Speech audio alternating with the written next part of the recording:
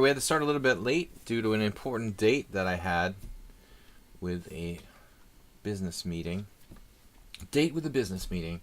Okay, so that's the final moment so far in the Game 6 of the World Championship. Just for your edification. Not very interesting. Is anyone surprised? Not me. Anyway, we're going to have some chess action today. Not the World Championship. That's not action. That's just sheer boredom. We're waiting for the rapid playoff, but we've got JCS Asterbate here. HGG challenging me to 5+3. I told him to be here, and he was here. And we're starting late, so I hope nobody's disappointed about the 1 o'clock start. Two reasons, really. I did have an appointment, but at the same time, I thought with the World Championship going on, it wouldn't be a bad idea. It wouldn't be a bad idea to move it a little bit back. Because now we know this is going to be a draw. An hour ago, maybe it wasn't so clear, but the further we get into one of these Carlsen Caruana match games, the more sure we are that it's always going to be a draw. So, that's over. That's boring. Good luck to those guys who are streaming and talking about this game, because it seems very, very ridiculous to even bother. That's going to be coming down to a rapid match, maybe. We'll see. Who knows? You know, at least they played e4, e5. That's kind of cool. But check out Magnus's lame continuation. He plays knight takes e5 in the Petrov, and after d6, his preparation is knight d3. Okay, this is not preparation. This is an irrelevant sideline that offers white, like, no advantage. That's like laziness rather than preparation, I think. So, let's go on and take some challenges here, guys. By the way, I want to just, thank Asterbate and Fishrat Cal for making donations through Streamlabs. We do have the Streamlabs up, so the donations are streaming there. Asterbate, $25 donation to the stream, and Fishrat Cal with $5 donation into the stream yesterday, and I want to thank you guys. Clash Kid also with bit donations this week of $3,500. Asterbate with 32.43, and Dim. We've got Dim with over 1,000. A whole bunch of people supported the stream this week. Mule Skinner, Dixon, Weiss Monsters, Cash, Maui, Zen Chess, Rufus Dufus, and Bob. So, you guys are awesome. All I can do is do my best to try to say thank you. And we may not have that many viewers with the World Championship going on and several people streaming that. But if you wake up, smell the coffee, you might realize that watching these streams featuring this boring game, maybe not very edifying. So, we're going to take this challenge from HGG. If he's ready, he's probably been waiting for an hour thinking my stream was starting at 12 o'clock. I hope not. So HGG, he's a good player. Also from my adopted country of Hungary. Of course, I'm not in Hungary now. I have got important business in the United States with family responsibilities. But I am streaming from Massachusetts, East Coast USA. And I don't know when I'm going to be going back to Hungary. Maybe not for a while. I mean, eventually, yes, but not sure when. So Asterbate did a cheer 300. He tried to do a cheer 300. Here's the Pandas. Hello. And HEG says hello. Hello. I am not Panda. I'm just his cousin. Okay, so let's get started. Drawing the classical games to get to the rapid playoff. Like, who's the strategy better for? Caruana? No. No. Magnus seems content to not do anything. It's a little bit risky, though, I mean, you'd think like the faster time control, the greater chance something random would happen. In general, that's probably true. Alright, so Asterbate, he tried to cheer 300, but then he changed it. He changed it to 300 to 100. From 300 to 100, but that's cool. Oh, that's 100? That's 200? Alright, we'll take it. Very, very generous, Asterbate. Okay, deep breath. So, HGG is fast. He's a good blitz player. I think a little underrated. So we've got to be careful. And I haven't played that many games against him. I know he's also a poker player like myself. That's about all we know. So he is quite quick. And I don't want to get a big hole on time, in a big hole on the clock, which I tend to do in the longer games. Friday is just open challenges. I'm not taking subscribers first. Open challenges. Azerbate, thanks for the 200 bits. And thanks for the donation on Streamlabs. Clash Kid, what's up? Good to have you. As I said, I think the later start with 1 o'clock beneficial. Kind of move a little bit further through that World Championship game. You know, we know what's going to happen there. It's a foregone conclusion. So just forget about that. Watch the stream where there's some action. Okay, so bishop g5.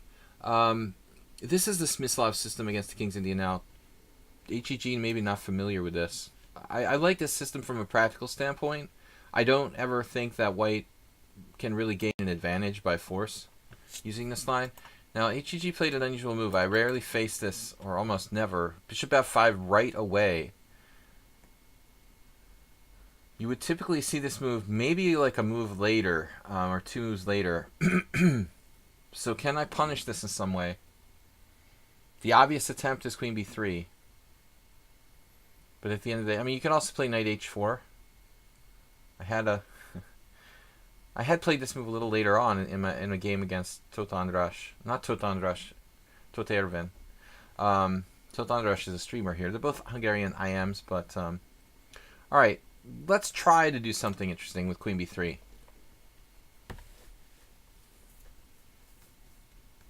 So, attempting to take advantage of bishop f5. The other way to attempt to take advantage of it would be to play knight h4, which is something that... We had a funny draw by repetition against Tot Ervin in the Budapest Team Championship last year. In a similar structure, he did like knight h4, and I played bishop d7, and then he moved his knight back to f3, and I put my bishop back on f5. So we made a draw by repetition after like 11 moves. So, interesting decision here. And I have to confess that I overlooked this possibility. So HGG, playing knight on bd7. Now the knight h4 starts to become a lot more interesting. A little bit or a lot. A lot more interesting. He's blocking his bishop's retreat there. You know, he's kind of hoping that I take this pawn, I think on b7, and trying to play rook b8 and get active. Maybe get my pawn on b2. But this is the other drawback with knight bd7, so he blocks his own bishop from moving. Though, truthfully, I'm not really sure how good this is for me. I'm making this up on the fly. And okay, if bishop e6, d5, knight c5, queen c2, and then something like bishop d7, e4, I guess, with a complicated position. So bishop e6 he did not play. Does this move possibly lose a piece for black? Probably not. e4. On e4 he has h6. e4, h6. Knight takes f5. I could play e4, h6, pawn takes f5, pawn takes g5, pawn takes e6. That's crazy. He is kind of a good tactical player, it seems like to me. So, I don't know, maybe I'm playing to his strength here by mixing it up, getting kind of unclear situation. e6, knight takes f5. Sorry, h6, knight takes f5. Knight takes f5, pawn takes f5, bishop h4, g5, bishop g3, pawn takes e4. I'm losing a pawn there. So, pawn to... I think I have to go for this. And it's actually kind of murky, which I was talking about. Not sure this is even good for me at the end of the day. Unclear.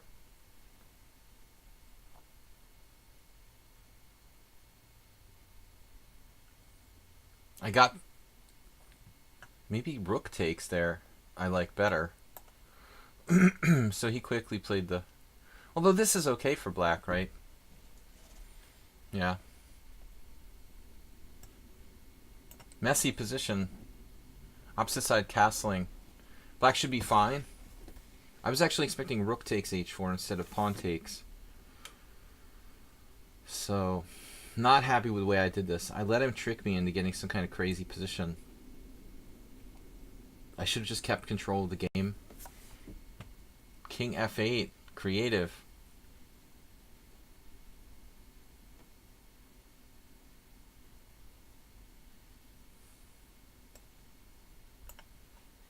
Safety first. Both sides paying attention to their king safety here. How do we evaluate this? Imbalanced, but balanced. I don't know. We are not interested in that poison pawn there. That is, under no circumstances, something I want to do. He played rook b8. I think it's a bad move because I don't really want to take that pawn. Although he might have other ideas. Let's say. What is my plan in this position? Kind of difficult to attack him, actually. Get developed. I thought about g3. It's creative, but is it right? I don't think that either side played this right. I think the bottom line in this position is the result of a game where both sides played mistakes, you know, mistaken moves. So, if I take with a pawn, he takes with a knight, but he leaves himself with a bad structure. But maybe it's better not to do that. Man, this is very dynamic. Oh, man, okay. Pawn takes, knight takes, queen c2. The c5 is a brave move.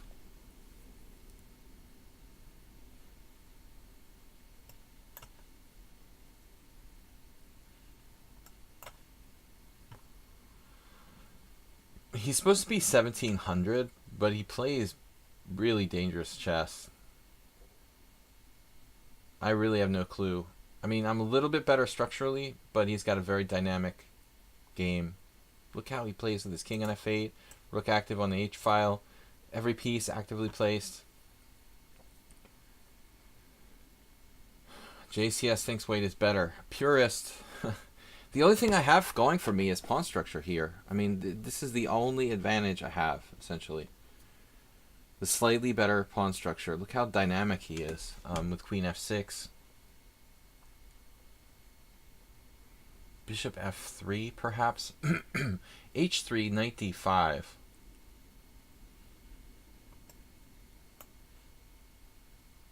H3 is an attempt to loosen my bishop on f3, but I have knight d5, which would get him off my bishop. That's what I'm banking on. His rook isn't that active.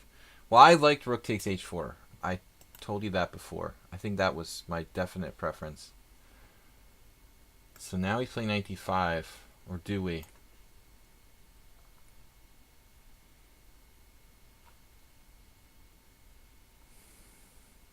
Maybe we should wait on that. Like rook e1 first.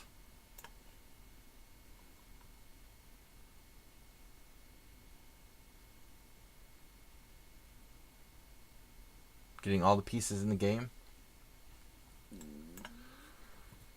I was waiting for this before I played d5. Because this way the pawn closes down his file. You see, if I played knight d5 right away, he would have had the option to play like b5 and rook takes b5. But here I'm not giving him that option. Keeping his rook shut down.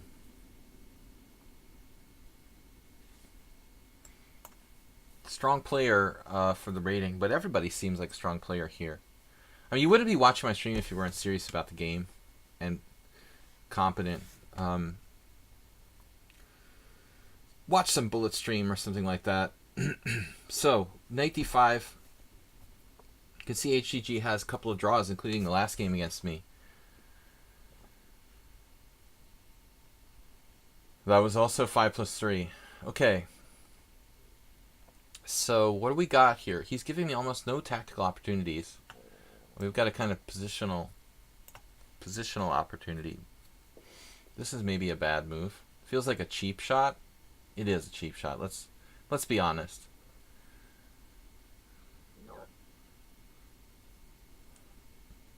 This move is a cheap shot, and he blundered. And I guess he was looking at tactics with queen c5, but he's just walking into the fork. So he missed. This was kind of the main cheapo, just threatening the fork on c6. I think in the final position before he blundered with queen a5, it's only slightly better for white. Probably black was okay with any number of simple moves there.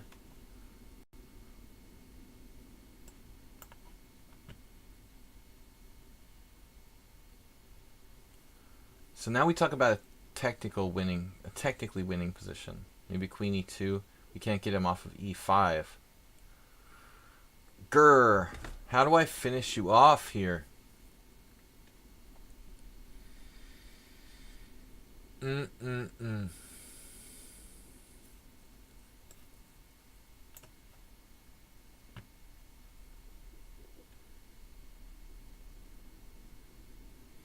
Swint says, stop and use your time. Oh, I got a simple tactic. Sorry, JCS is saying that. He thinks Nils is playing. This is HGG. So if you guys look at this position, I think just a couple moves ago, HGG was fine. Here when he blundered. Black to move if we turn on the engine. I'm not fine. Maybe he's slightly worse, but he's in the game. I mean, this is not that bad for black. The engine is giving him a maximum pawn down. So I did think that the pawn takes h4 was weird. Let's see what the computer thinks. Yeah. So this was definitely good for him, and he definitely should have taken with a rook with a significant advantage. Pieces before pawns. Okay, guys. Weird opening. I kind of screwed myself up there. Blue-Eyed Albino, Nefedov are next. Really strong players. I thought that he's a good player. We haven't played that much with HGG. HGGG. He could have tried A5 instead of AB. I didn't think about that. Blue-Eyed Albino. I'm white again. Let's try something different. G3. Thanks, guys, for supporting the stream. Clash Kid, Asterbait Dim. Thanks, guys, for the Streamlabs donations. Also, Asterbait and Fish Rat Cow. All right. What are we doing here? Reverse Aliekin's defense. Just something fun. GG. It's like you play HG and then you say GG. HG. Aliekin's defense reversed.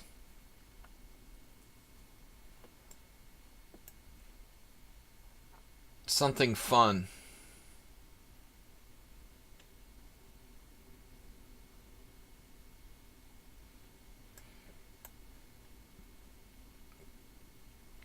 Feels like I'm black. Where's my extra tempo? I think I had this game against someone else recently in a simul. Wow. I had like the exact same game. I hope it wasn't against Blue-Eyed Albino, because that would be embarrassing. Sometimes I forget. The PayPal donation announcement gets in the way of the board. Okay. Alright. It's not his fault. That's my fault. That's not Soltigo's fault. Let me see if I can get that.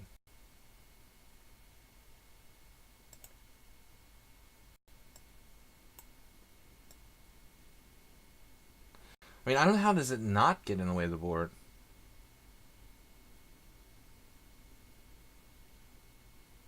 It's kind of hard for it to not get in the way of the board. Let me make it smaller.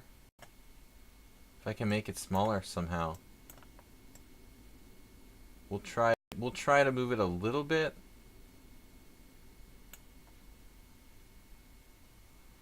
Alright, let's try to move it a little bit there. So, I don't know if that's better. Bishop G4, deep breath. Breathe in and out. Okay. Bishop G4, kind of a surprising move. I would think I could just play H3 and be fine with that. Putting pressure on the center. Expect black to develop the king's bishop first. He moved his bishop again, so that's definitely weird. Now he's forcing me. Bishop G5 is even interesting, but I guess I should just take. He kind of wasted a tempo, kind of. Did. Now this is a weird move. Bishop takes e4. That is definitely a kind of weird move. I'm saying kind of too much. Obsession with the word kind of. Alright, I'll take the bishop pair. I could also play f3. He takes it the pawn. That was a quick decision. His king looks kind of open. He's got holes. I mean, b7, e4, the a4, the white squares. Put it above lichess. So you're suggesting to put it above lichess? Alright, let me move it down again.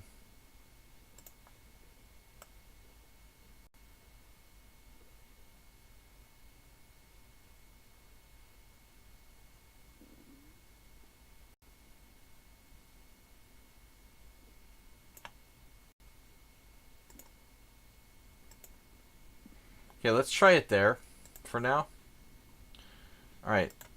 You guys can't see the arrows when I highlight them? Yeah, you can. Bishop g5. Logical. BlastItOpen.com. Now the temptation is to blast it open. It's not the only approach here.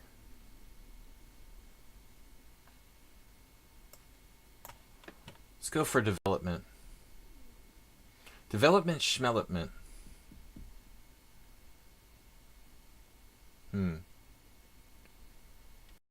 Rook c1.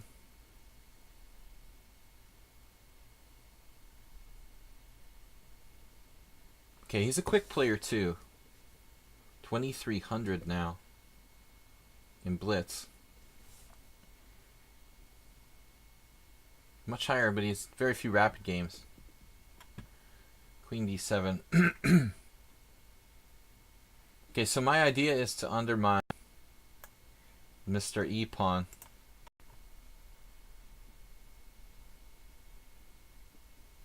Very systematic.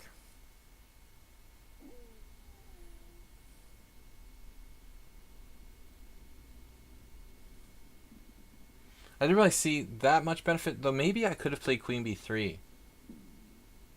It's still not too late, but again, maybe like, when is the question? When should I play queen b3?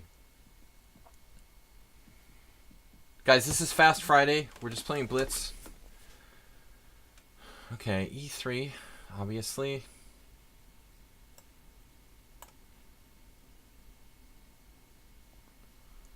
Preemptive defense.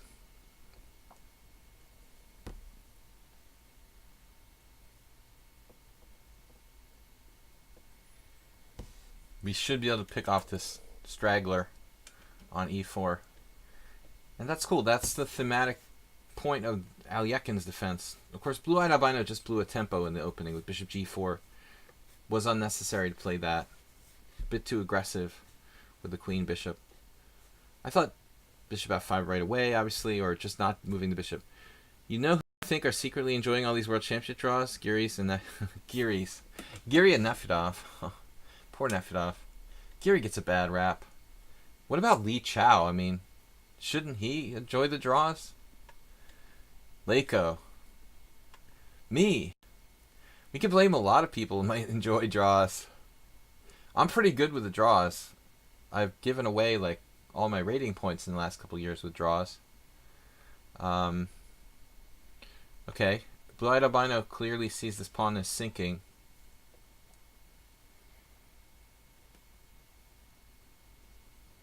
What's this about? Queen b5. I don't know, but I'm going to develop something.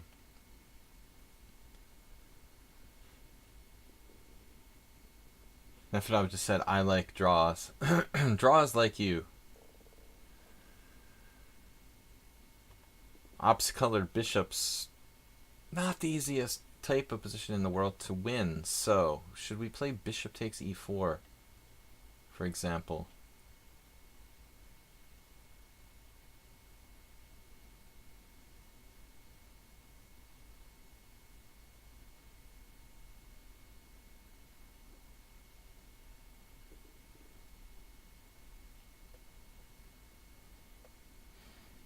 Yeah, I mean, in fact, on bishop takes e4, queen takes e4.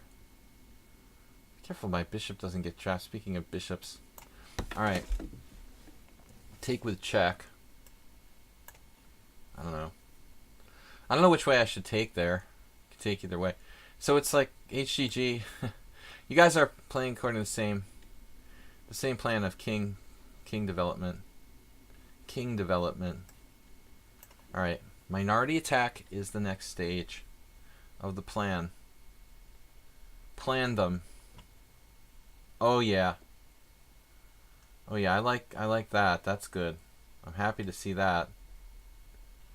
Happy to see that, definitely. Whoa.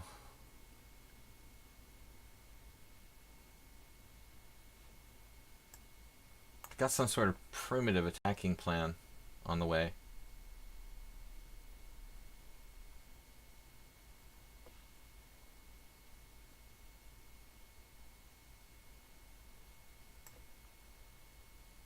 Oh, that's a check.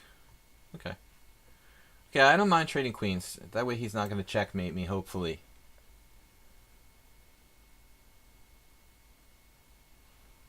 Go with the minority. The minority attack.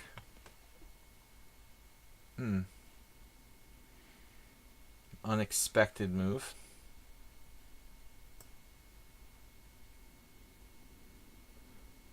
Okay. He's a quick one.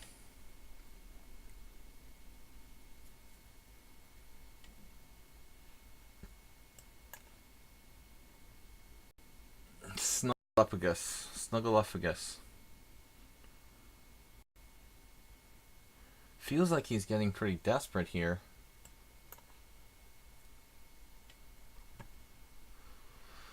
Alright. Give me a pawn. Come on.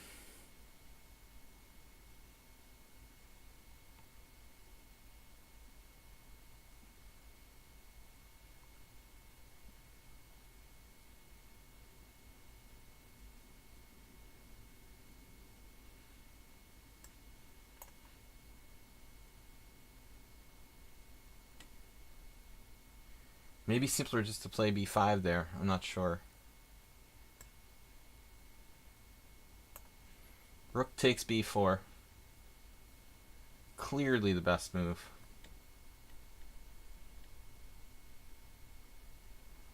How long is the stream already going? That's all one word.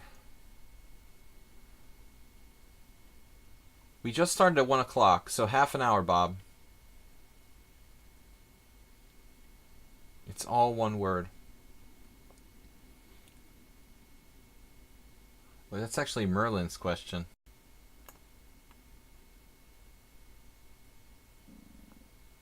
Okay. Keep it clean. This should be an easy win. Check. We actually check him up or not? Let's nod and say we did.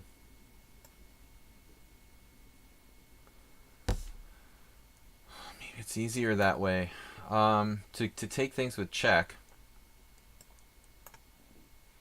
I do hate improving his king, but the other way, I saw something I didn't like.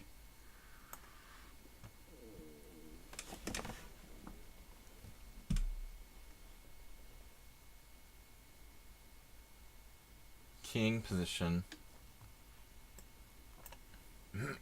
He was going after my... He was going after me with bishop e1 there. Now what's he got in mind? He's actually almost mated here. e4? I mean, e4 looks really scary.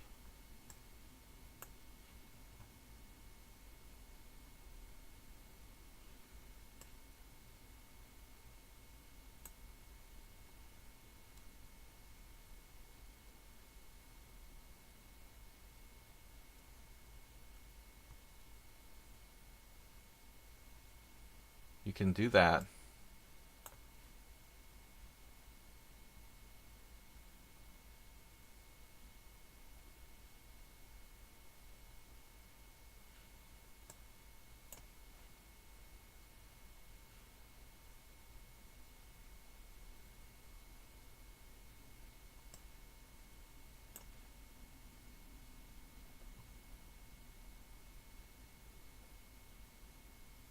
How's my ops color bishop endgame?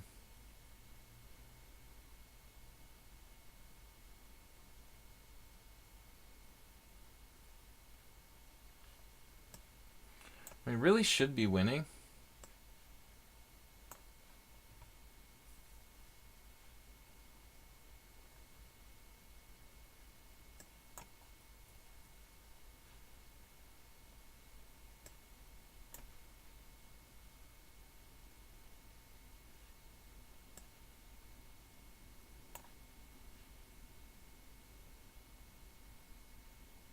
Wow.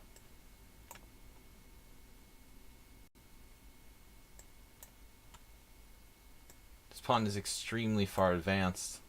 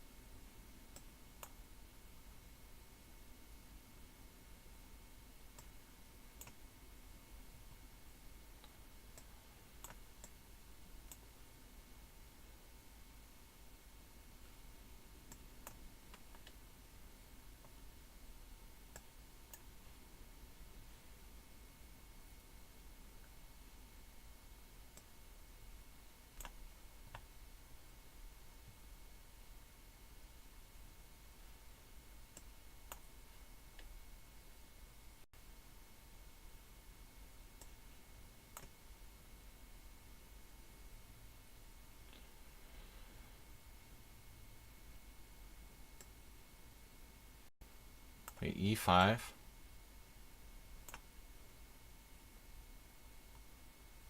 What a competitor.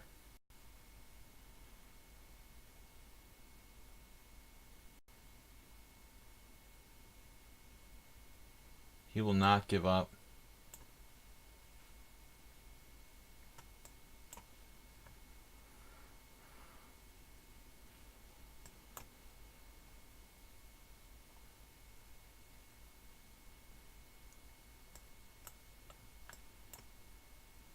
Alright, tough game. What a defense. So, next game. Can it get any harder? Nefedov, Merlin the Wizard, and Percy Hepworth. Alright, tough game. What happened, Bob? Yes, of course. Very concerned with me and how I feel. Bob is in a good mood. That's good to know. Alright, ops color bishops, when they're spread out pawns like that, 2 passed pawns usually wins. Thank you. Alright, so Nefedov, we've only played 191 games with Nefedov. Not too many. Streaming till 3:30 today. It's 1:30 now. Let's do something Nefedov. We gotta mess Nefedov up somehow because he's so good in his comfort zone. Whew, managed to beat one of our toughest, highest rated opponents here. Blue-eyed albino. Not an easy game. Now d5. Alright, let's get Nefedov in the twilight zone.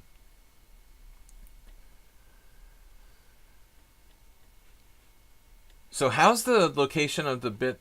The bit thing looks okay now. I mean, the donation notification is not getting in the way of the board, right? It's going under the board. But you can see them when they come out. Correct? No problem with that. 10-year-old Scotch got here late. That was the guy with a conspiracy theory about Bob. Oh no. Yesterday I joined some random obscure chess stream, and JCS and some other guy were in the middle of talking about you. You're a legend in your own time. Bad opening by me. G3, E5 is probably weak. Worst. No. I don't think you can blame E5. Alright. Where's Yabatis? He likes to play this.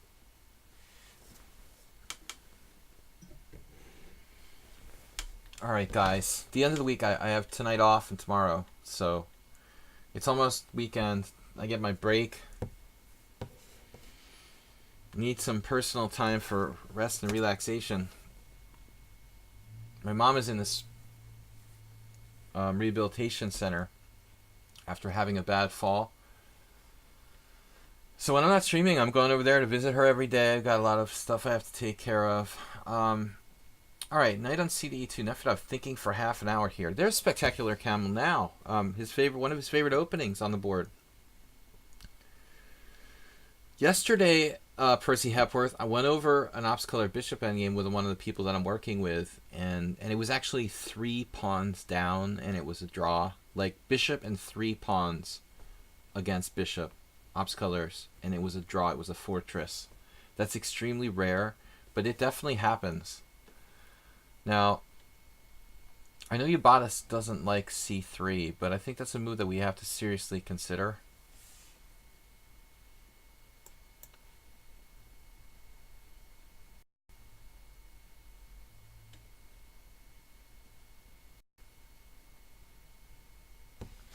Did I step on a crack? Break your mother's back? She did break 2 lumbar vertebrae. She has compression fractures. So, yeah, maybe I did. I don't know. Not fun. Your grandpa died last night. Man, I'm sorry. Wow. That's terrible. Blue-eyed albino. Yeah, it makes my problems look minor. So sorry to hear that. I hope you'll be able to carry on. That is terrible. All right. So c3, knight c6. Yeah, what do we do? What does this c3 do anyway?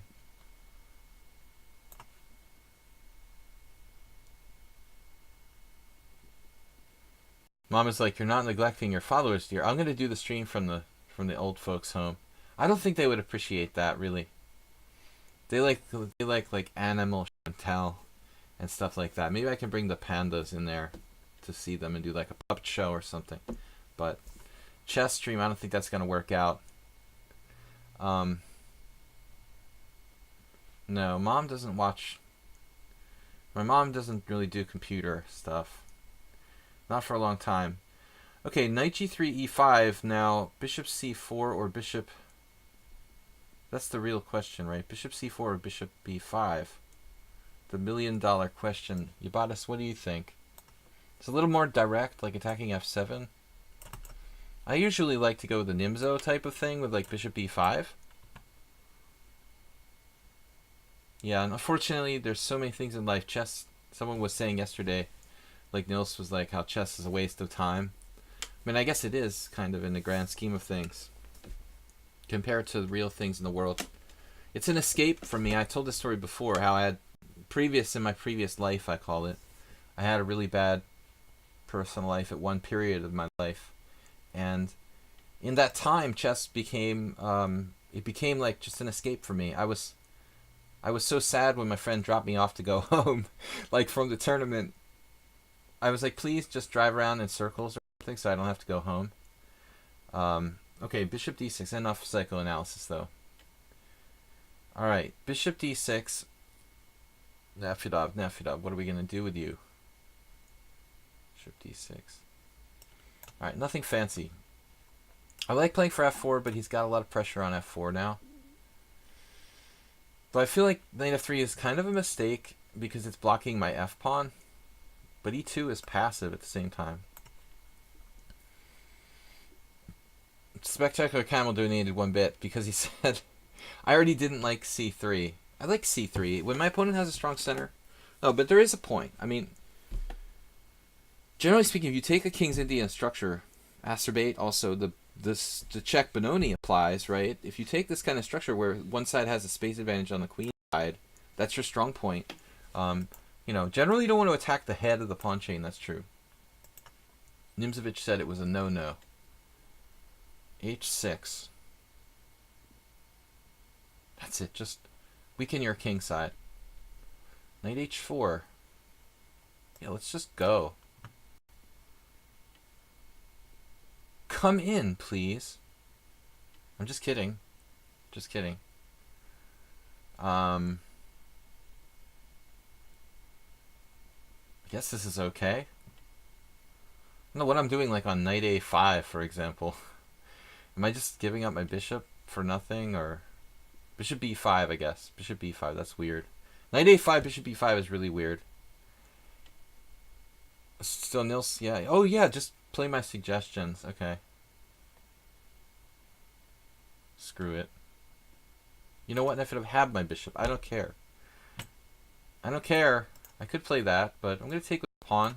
Going to get a little more central control. It's basically a Nimzo-Hübner variation now. It's a reversed Nimzo. That's what this is to me. I don't know what it is for you guys. I think there's the trap, knight takes e4, knight takes e4, queen takes h4, knight takes d6. It's not a trap, but I had to calculate that. Nefedov with another good move. And now, for our next trick. Well, he wants to play some tricky move. Because he is a genius.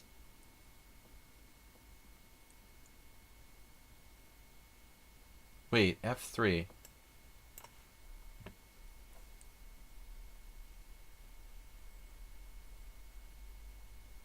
Yeah, knight h5 doesn't work. Sorry. I'll just take 2 pieces for the price of 1. Okay, weaken my king side.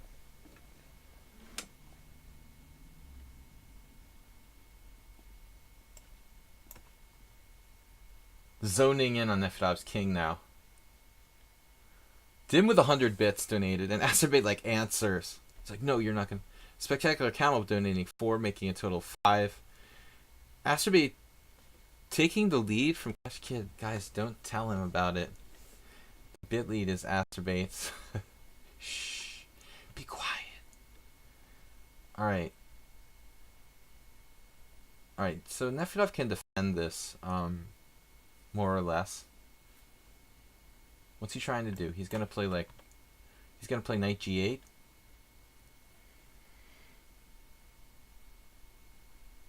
So much for c3. That didn't really... Yes, knight g8. I know. Alright. So now we go for it. The time has come. Should I play knight takes d6 first, or should I do f4 first?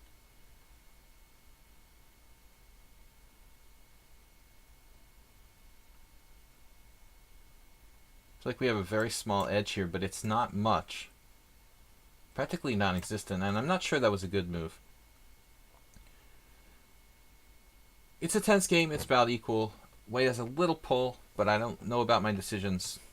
We're trying to play quickly, 5+3. Nefedov just gives up the strong point there. That feels like a minor concession, but maybe not that earth-shaking.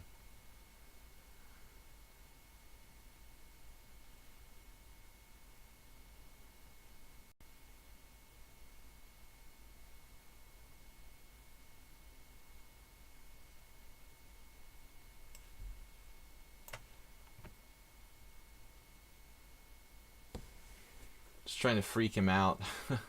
He didn't have to think about this move. It was like instantaneous.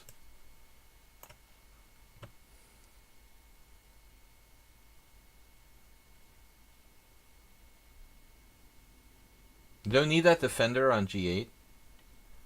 Not at all worried about this. The imminent build-up. And if I was just fearlessly miscalculating. That's not good. That's the necessity of, yeah. Ugh.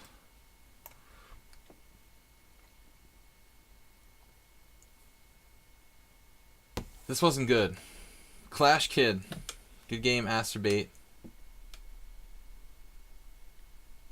See, I don't know who that is.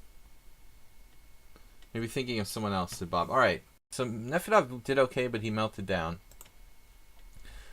We're just taking the challenges as we got them, guys. Abdullah Abano said, a few days I spoke with my manager.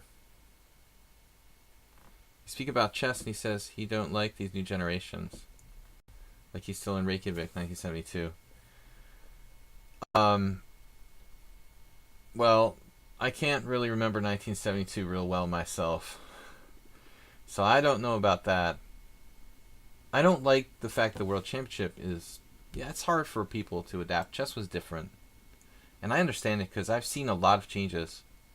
I mean, starting out at chess when I did in the 80s and comparing that to today, like, it's massively different. Merlin the Wizard. I will not be happy here playing the man, I don't know, symmetrical English. Oh god.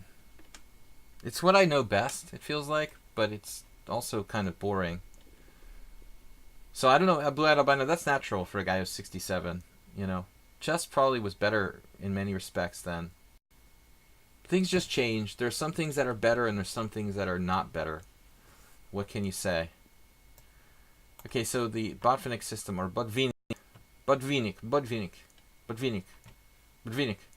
like my friend Sergey. He's like, Botvinnik.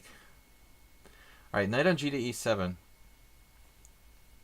I mean, I imagine, the increase in information, it's kind of good in a way, but it's bad in a way, It's kind of cool, the old days when you had to learn from, like, books, and you went to the library, you took out a chess book, and it was like something special.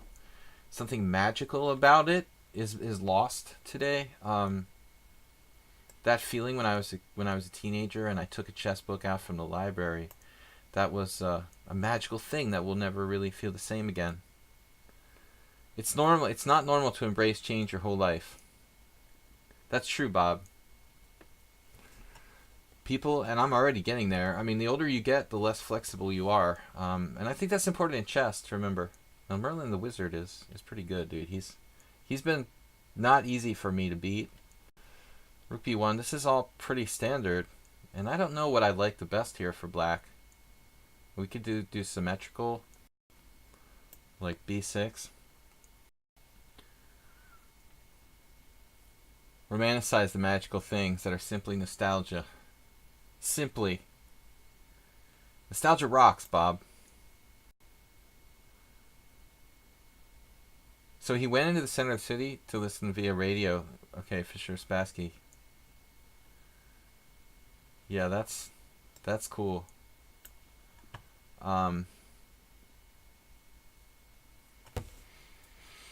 Well, I live in like a backward place right now where there are virtually no chess clubs. It's kind of weird, Can't imagine growing old here where I'm at currently and being an old chess teacher. Nobody's learning chess where I live.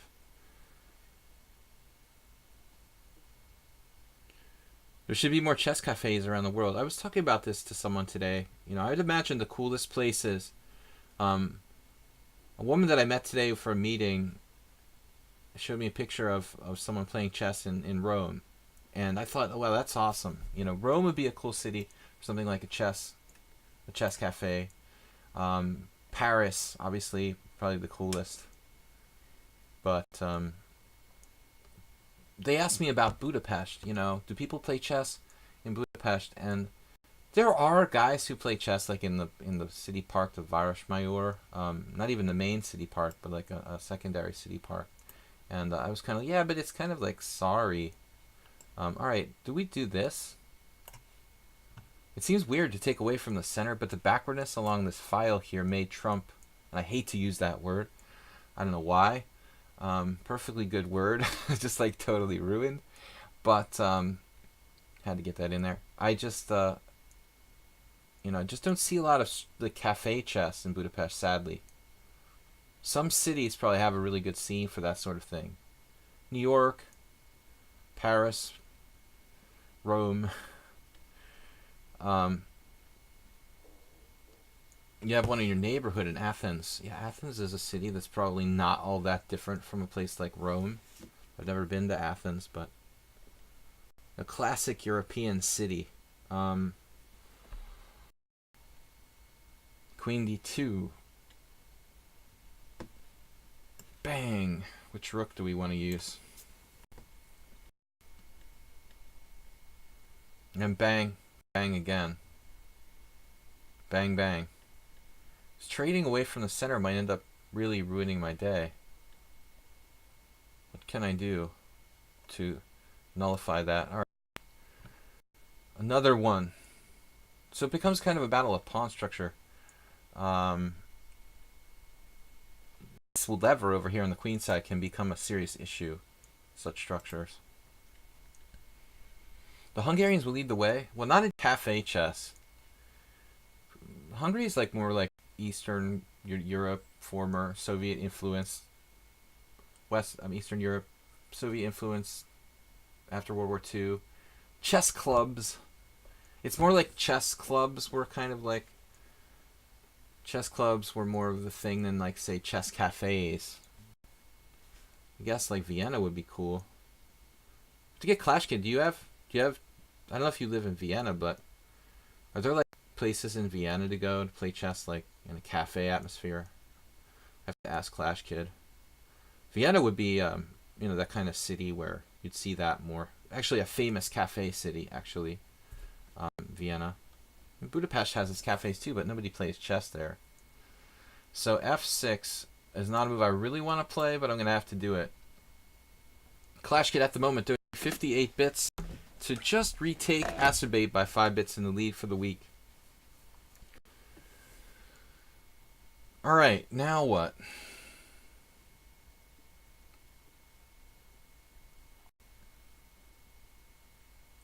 Now this guy is just hanging tough.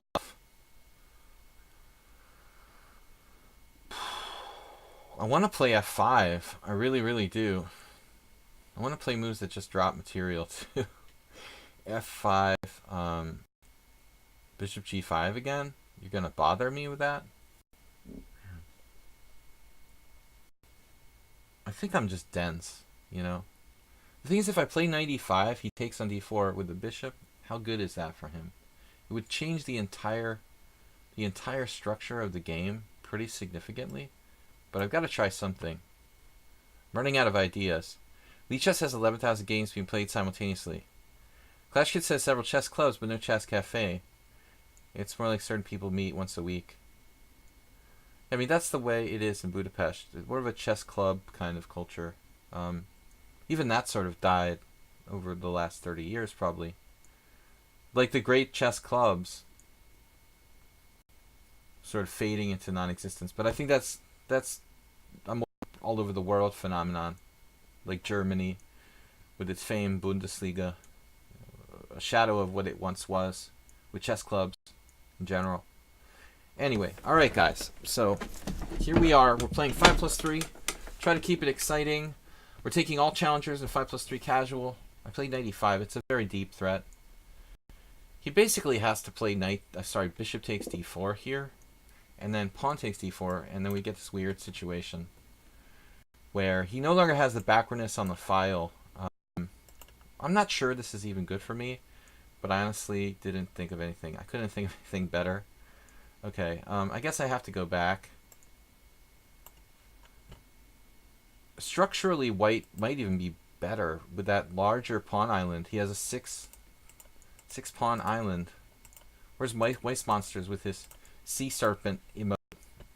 We need a Sea Serpent emote here.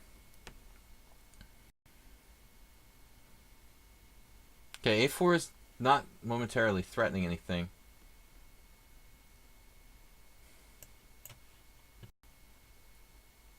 Or is it? Yeah, I knew this move might be coming. Maybe it was a timely move, the rook e8 actually. Coming after me.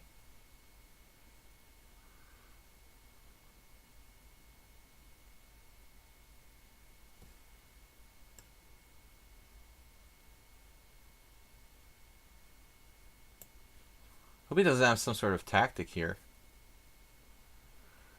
He does have time pressure. T dark. Vienna equals Wilhelm Steinitz, right? Wilhelm.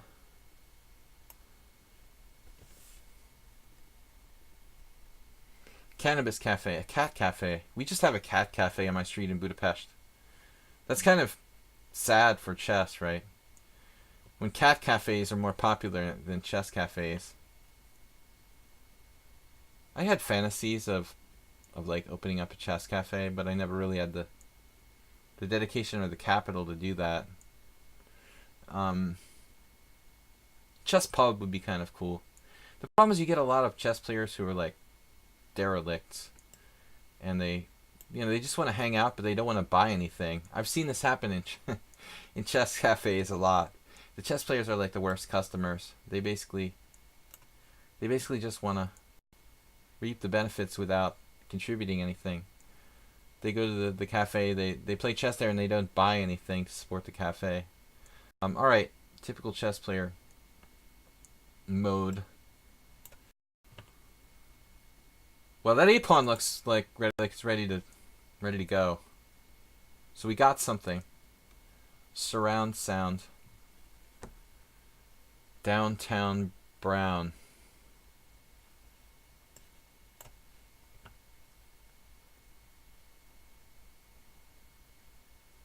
That's going to make life increasingly difficult for white.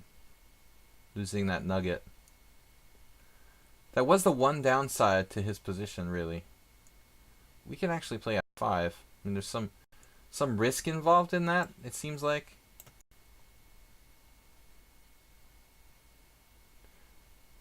There's the acerbate with the sea monster. The sea monster is still on board, by the way. You guys want to see that? Sea monster is on board. We're going to try to keep it to a minimum. I mean, it's a matter of time till something happens here. You could go with f5. I mean, that move is a move I wanted to play a million years ago, to be perfectly honest. It looks pretty damn strong. I think that white is going to get wrecked here. Don't we have, like, g4? Take and g4. Or just g4. Just wins a piece. Just take. Just do it. Yeah, this is ugly. Knight takes d3. Ouch. This definitely was not good for white. This way he saves something. Not really. All right. Nils, take care. I'm sorry you can't hang out with us. Friday night is a busy one. Percy Hepworth's up next, and then 10-year-old. We don't know if he's 10-year-old or he just likes 10-year-old scotch. What's that? Internet Chess Club? Poor Internet Chess Club. They just fail to invest in their future. Too cheap. They just refuse to invest capital back into that site. It was like the best chess site for a long time, for many years online, but they and I worked with them and I tried to work for the site, but they didn't like fire me, but I basically I was pushed out. I jumped before they could fire me. Knight f3. Yeah, $5 cover fee for the chess cafe. Did you know it snowed here last night where I am in southeast Massachusetts? We actually had snow on the ground last night. It was crazy. Me on Twitch gave in to the $5 cover charge.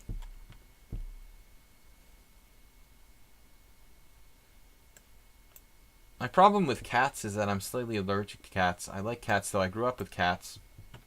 Speaking of cat cafes. Maybe that's why I'm allergic to them, though. I was, like, exposed to them a lot when I was a little kid. I don't know if that causes you to get allergies.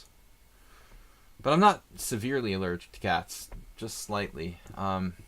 Guinea pigs are worse. Anyway, we're talking about... I'm not allergic to pandas. Panda. We're not allergic to pandas as far as I know. I've never been up close to a real one, but hello. Maybe I am allergic to pandas. I don't know. Panda. Panda.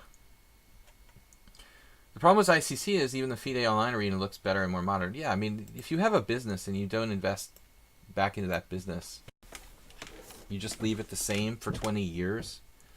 Same thing with, like, what's it called? ChessBase. ChessBase not quite as bad as ICC, but you have to improve your business. I mean, 20 years is a long time to do nothing to improve something. But I had a lot of issues with the people owners of ICC, who I don't think truly cared about chess or some cases didn't really care about the business that much. Some of the owners of that site didn't really care. They just wanted to collect their check and go home. All right, Queen C2, and then I've used to play this years ago. It's a form of Brady. Maybe E4, E5 at some point, or else we just play truly Brady style.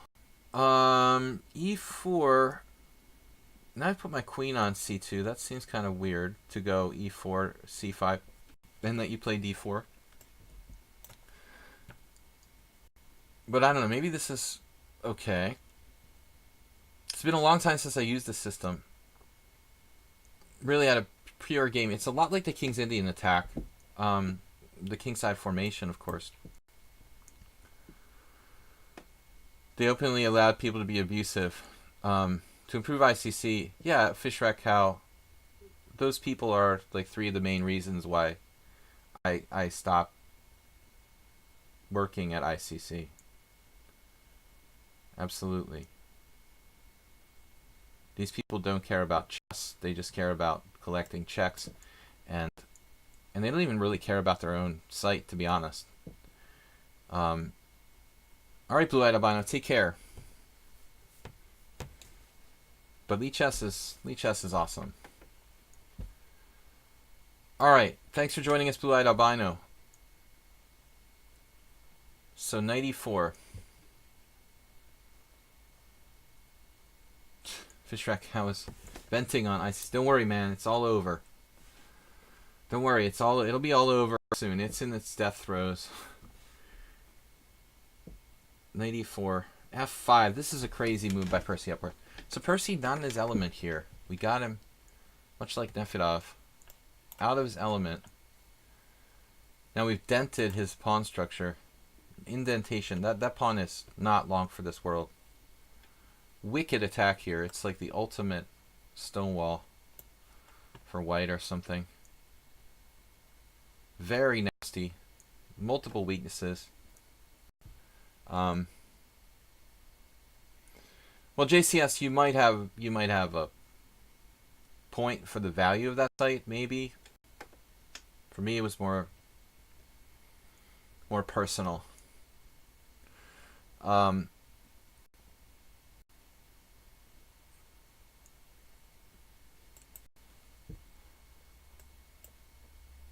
Knight on e5.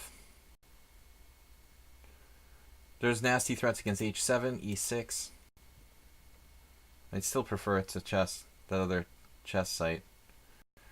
But we've got lichess and all that. That's all we really need.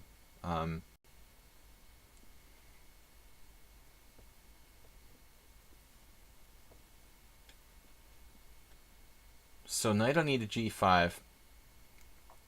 I remember like the last time I played on ICC, I tried to do some simuls, but everyone was using a computer. Like, I literally played like a 12-board simul, and 4 of my opponents were using computers. It was really horrible. Okay, so Perthy, I always say that Perthy is like, you know, and I rarely get that here on lichess. People using computers during my simuls, like maybe 1 in 15 at the most, you know. This was like a third of my opponents were cheating with computers. I'm like, why am I doing this? I'm not going to do this anymore. Percy is out of his element, just totally splattered here. Losing everything. Alright, anyway, I'm not here to vent on other chess sites. Let's see, what happened in the World Championship? A draw? Draw? Yes, most likely. I didn't see the final result yet. I did start the stream a little bit later because I wanted to give everyone time to absorb the draw. You know, by 1 o'clock Eastern time, I figured everybody would know and give up on that, you know. It's a shame because unlike Anand, and even Karyakin to some extent, I think it's actually a good matchup between, you know, a fairly close matchup. Like, Caruana is easily the strongest opponent that, you know, as far as at the moment of them playing, you know, Carlsen actually having to face maybe his strongest opposition. And yet then all the games are draws and most of them are boring, you know, so it's a pity, but that's how it is. So Percy Epworth managed to just lose Still playing in the World Chess. Yeah, I mean, they do owe it to the spectators to go through the motions, right? Of the World Chess Championship. They're not going to agree to 20-move draws, I guess. They might as well, though, to be honest. I mean, it's really like the endgame there that I saw after 20 moves was like pointless, even at that level. What you think is like kind of equal to them is like there's no way in the world either of us should ever lose this position. Literally, you know.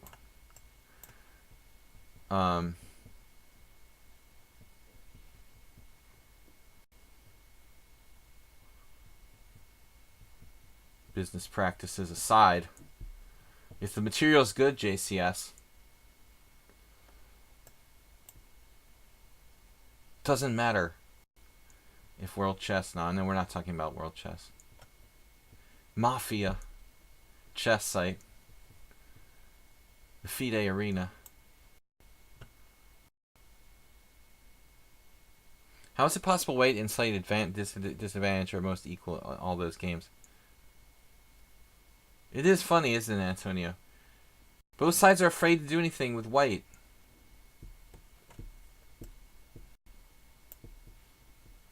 I'm a little bit concerned that I don't allow too much exchanges, too many exchanges. It would be too many exchanges here. Trading off my last queenside pawn. I wonder if this is really the right idea. I'm only up the exchange. There's only 3 pawns left on the board now. Gotta be a little bit careful.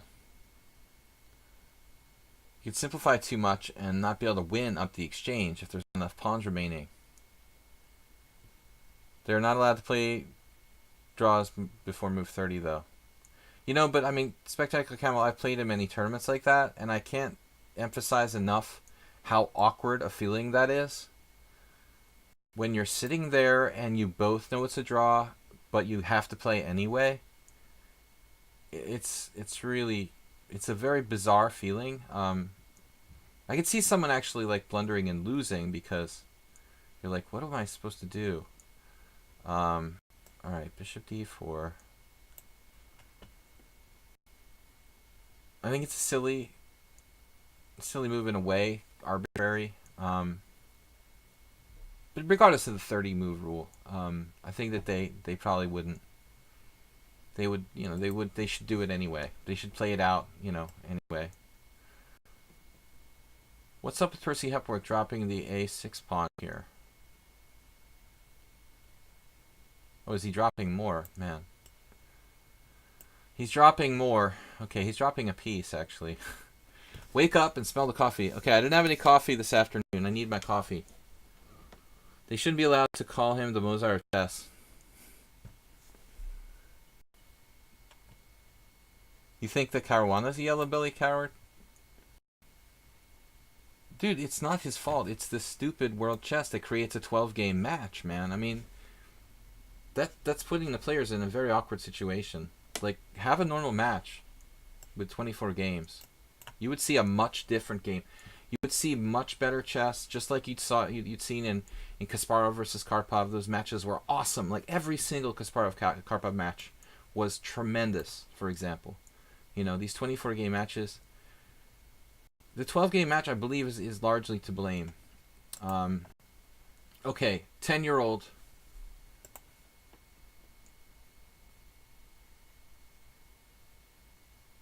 Yeah, I mean, it's ridiculous what Carlsen played. Knight d3. That's your preparation. When you know Caruana's going to play the Petrov. That's just, like, sheer laziness. He didn't even bother to prepare something normal in a sharper line to play knight d3. It's shameful in a way. If I can be if I'm strong enough to say that, maybe there's an argument, but come on. I realize that Carlsen is tricky and he's excellent strategically, so he could get an equal position with some play in it and maybe outplay him. But knight d3 in the Petrov. Kasparov was kind of fearless. That's true, Clash Kid, but even Kasparov would play differently had it been that match format.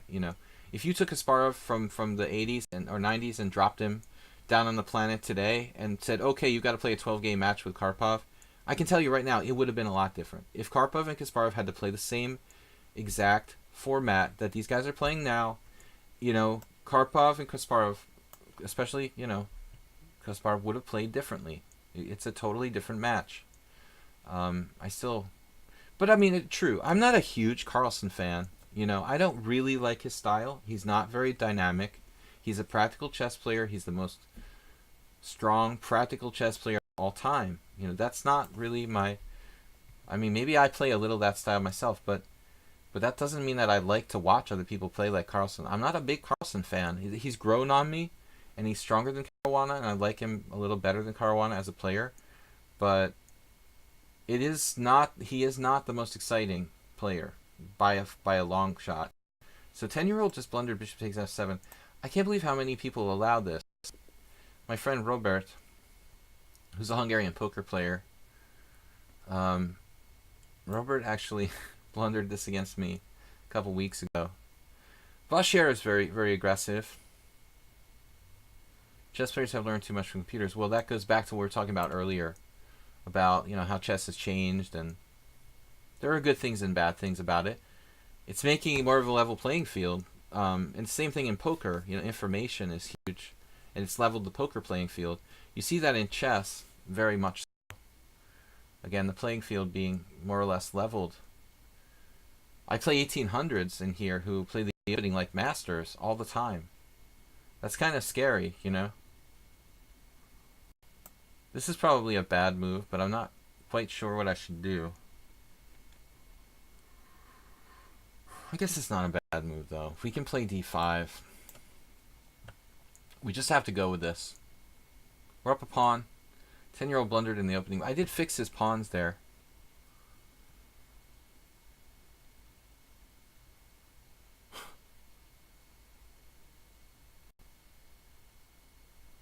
Mamajarov's more interesting than who?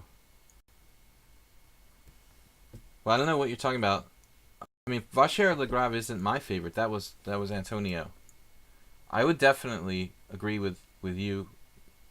I would have chosen, if I could choose someone to face Carlsen, if I could have chosen the winner of the World Championship Candidates tournament, I would have chosen Mamajarov. I think Mamajarov is the greatest threat to beat Carlsen.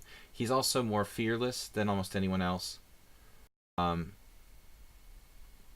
So, no, I mean, let me say this.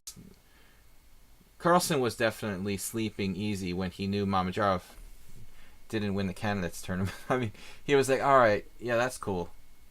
We out of here, But let's get a nice night's sleep. We're happy now. He was like an NFL team watching another NFL team play, and like watching like the weaker team win, go into the playoffs. Yes. I mean, Caruana's great. He's a great player, but I still think that I agree that Mamajarov would have been a bigger threat. Much more fearless.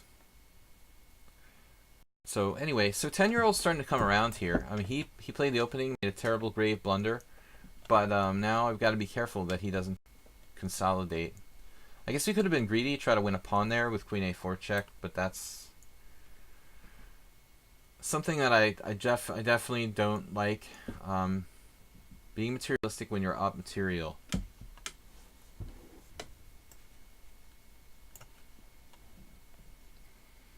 But at the same time, maybe now I regret this. Honestly, think Karyakin would have been the toughest. Player who had apparently no shot to win the tournament. Well, it was a close tournament, so I guess anybody could have won, but Karyakin didn't seem like he had a serious chance of winning this year. But I guess it wasn't like anybody was running over this field. Okay, bishop c5. Stop playing so well, dude. Okay, that rook's a little awkward on c5.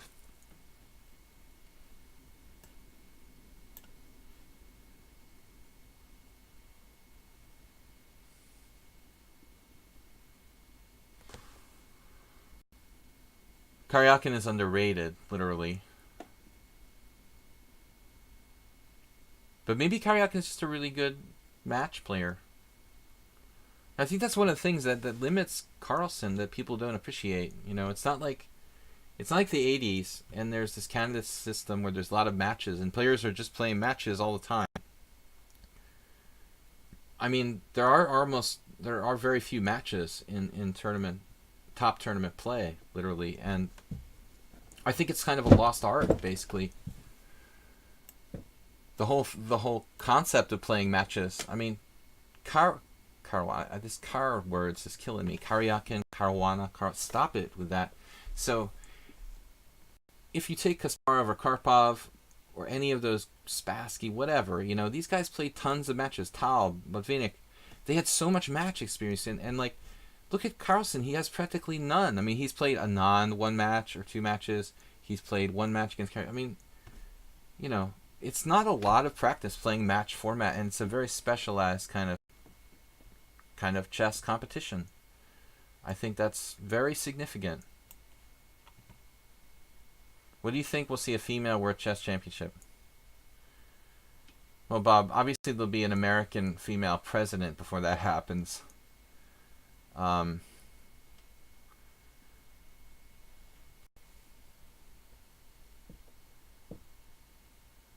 Right now, it doesn't look like it's in the near future. Judith Polgar was... I mean, you could say who you fan now, but she's not doing well against top players. Unfortunately, I'm afraid that women they're just not playing with an even playing field, not given an even playing field in some way. Maybe like subtle things sort of discriminate against them. Their upbringing, the way they're treated in chess tournaments, the way there's only men playing in tournaments and they're not drawn to it as much. I feel like women should be as good as men at chess. I don't necessarily believe that, you know, some psychological theories say that men are better at spatial relations.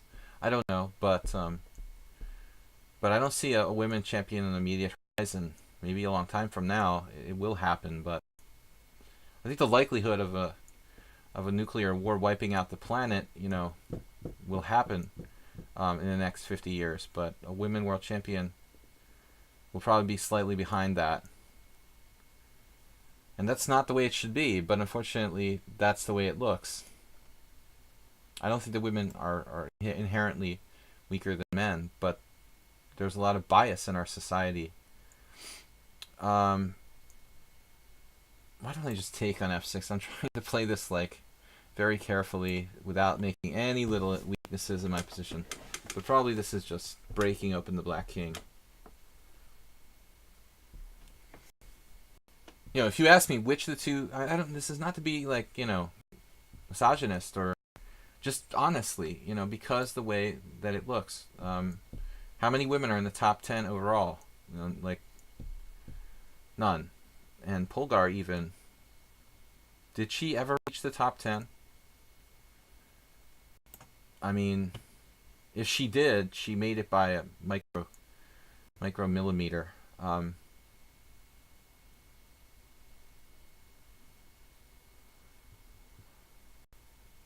But again, you have to qualify it. The reason for this is like discrimination in our society. It's not because women can't be as good as men. How many women are playing chess compared to men, you know, in tournaments? What percentage of women are playing chess compared to men? Like 3? I mean, you got such a smaller pool of people to draw upon. Like, of course, they're much less likely to be one of them that's in the top 10 or one of the best players. So Spectacular Camel says that Judith was in the top 10. Judith was definitely in the top 10. I'll go out on a limb and I'll say if Judith was in the top 10, she came in at 9th or 10th max. I could be proven wrong, but I'm pretty sure she was never like beyond like 9th in the world. She may have got up there. I have absolute respect for Judith, but it's so hard, you know. You're talking about how many women play chess compared to men. Just statistically, like, what is the likelihood that one of them will become world champion? compared to the massive amount of men that play chess. All right, 10-year-old Aspirante Maestro got in the challenge before it was too late. He's trying to challenge me all the time. The Bible of Polgar. Well, that's Laszlo Polgar's Bible. That's her dad's book that he created, and that's a great collection. Really nice training book, massive coffee table book by Laszlo Polgar, or Polgar Laszlo, if you like to say it in the correct Hungarian way. They say the family name first and the familiar name second. So, yeah, Laszlo Polgar Coffee House Chess Tactics book, great book. Only 2% of Agad Mader's viewers are female, according to analytics. It's probably less for me. I think mine is like 0.5%, Bob. That literally, I don't know. I'm just guessing. All right.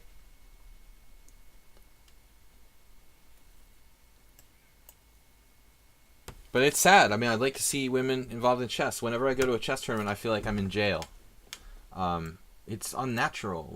It's almost as bad as poker tournaments. Poker tournaments, I would say, you still feel like you're in jail, but it's like maybe 5% of the players are women. And at least there's people's girlfriends and stuff who go to poker tournaments and hang out.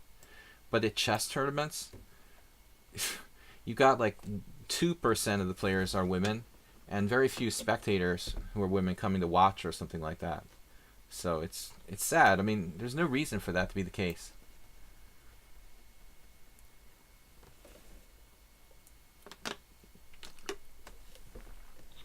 Bishop G5.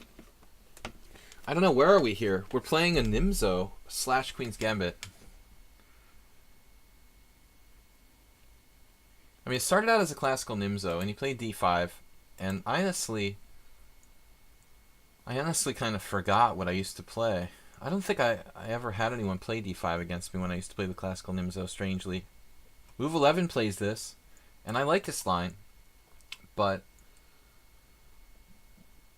it's very strange. I faced a lot of C5 and castles, but I don't think anybody ever played D5 against me in my limited classical Nimzos, which I probably played 10 or 15 classical Nimzos with white. Infinite Flash Chess, does a lot of this have to do with the competitions require confrontation and aggressiveness? Yeah, I think that's something to do with it, people being discriminatory and aggressive toward women, that turns them off to playing in tournaments. People, namely men, being aggressive and discriminatory. I would say that's definitely a part of it. Yeah. It's a combination of an infinite number of things. Well, maybe it's not infinite, Bob. Slightly less than infinite, but we transpose to the exchange variation. This guy's using no time. I forgot he's an instant mover.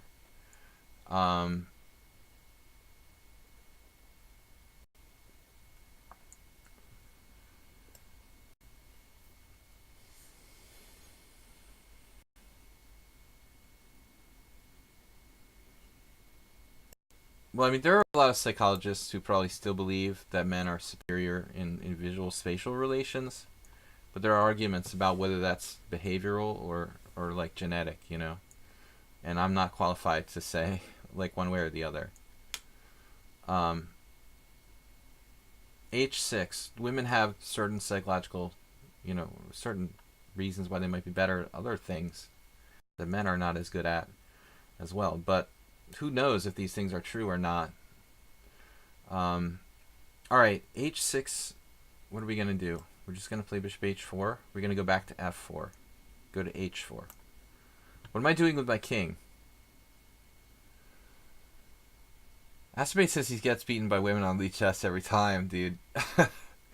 There is no way of knowing whether you're playing against a space alien on lichess. All right. I'm not even going to guess whether people are male or female or space aliens. I wouldn't try to guess.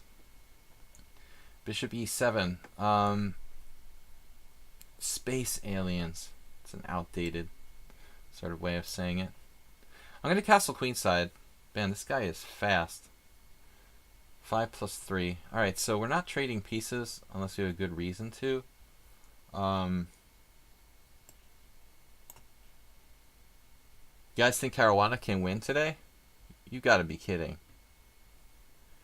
You gotta be kidding if that game's even still going on, man.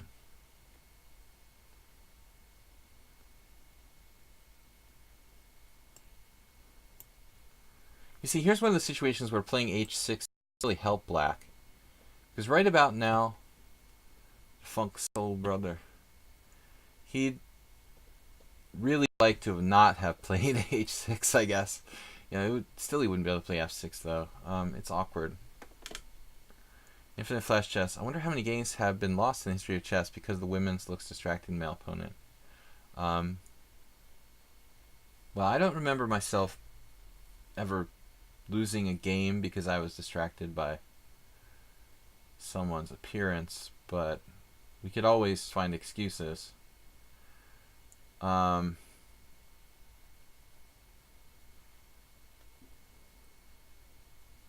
weak-minded. Gotta be strong, man. I mean, it's one thing to deal with like tile staring, you know, but that's the problem. Like, it's so rare to see women at tournaments, period, that yeah, you're like, oh my god, it's a person from the opposite sex. What? That's so shocking. You can't concentrate on your game. All right, f4. That's the feeling like you're in jail effect of playing in chess tournaments. And like all the women are like, why are all these men staring at me? And then you're like, well, because they haven't seen a woman in 3 years at a chess tournament, you know? So it's like, you got to understand where the other side's coming from. You're the first woman I've seen at a chess tournament in 3 years. I'm not staring at you because I'm a lecher. This pawn here needs to be dealt with. There's also just king b1, which is probably not a bad move. Not a bad move, but what am I going to do?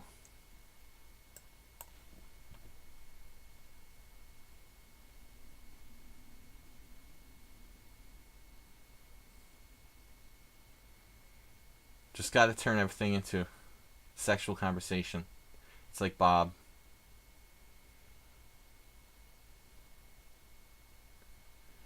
Alright. Rook on d to e1.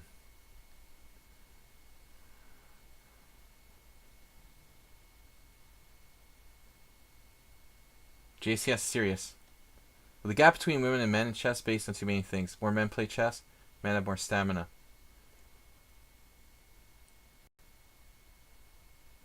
I guess on average that's true. But I'm not sure if, you know, again, I'm not sure if that's...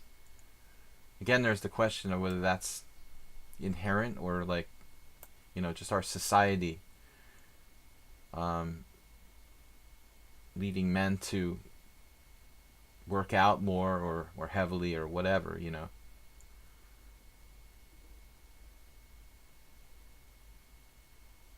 But anyways, we take on all the hot topics here, the difficult topics in the stream. Uh-oh, finally, the rook e8 maneuver.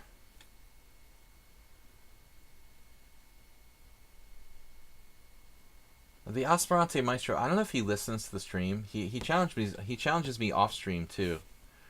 He's from Italy. He needs to stop and slow down, you know, because his ability to play fast is amazing and it's useful. But he's just playing too fast. You know, here he tragically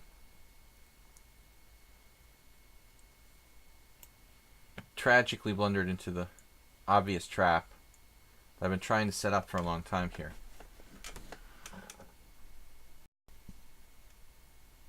He's going to regret he didn't kill Caruana in the first game. Well, there was the miracle of the last match where Carlsen came back from the dead, you know. Look at what happened there. I mean, it's almost like he needed that. It's almost like he needed that loss against Karyakin to really motivate him or something, you know. He needs something to motivate him. thus far he doesn't have it. I mean, maybe like you'd think like not winning that first game would have pissed him off, you know. But he doesn't seem pissed off. Okay, guys, we've got an hour left in the stream. We're just taking all the challenges. We love conspiracy theories. Anti-Bobists.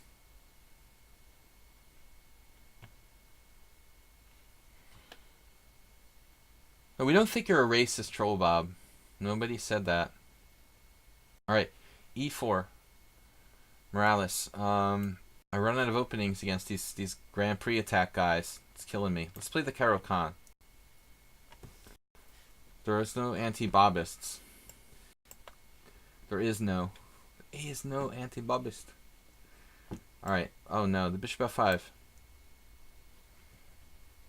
1 male and 500,000 title. I don't think it's that bad, Acerbate. Oh no. Not this again. I might have to actually go back to the training zone. Emery Tate called it the woodshed. Sometimes that scared me a little bit. But we got to go back to the woodshed, and I don't know what happened at the woodshed. But I'm going to go back to the woodshed on this variation and figure out, you know, what we're going to do.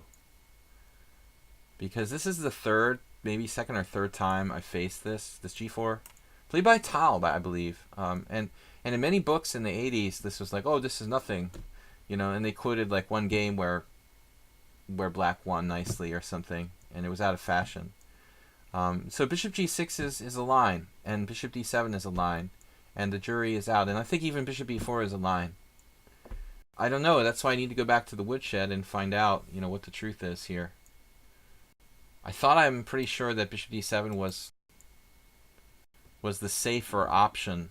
And I had one good game against Zenchess or someone. Was that you, Zenchess? I like the game against you. But, I mean, we probably didn't play super well there.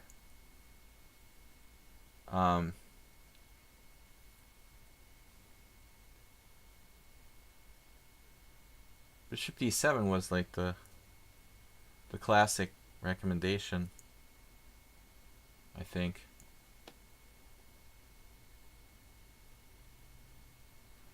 Well, we're turning it into a French, my friends. What we're trying to do is to turn it into a French where, you know, Bishop D7 makes sense and G4 doesn't. That's the basic premise. I mean, this move is not something you play in the French. Like, seriously.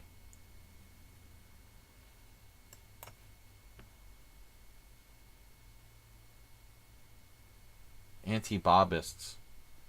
Bobbitt. John Wayne Bobbitt.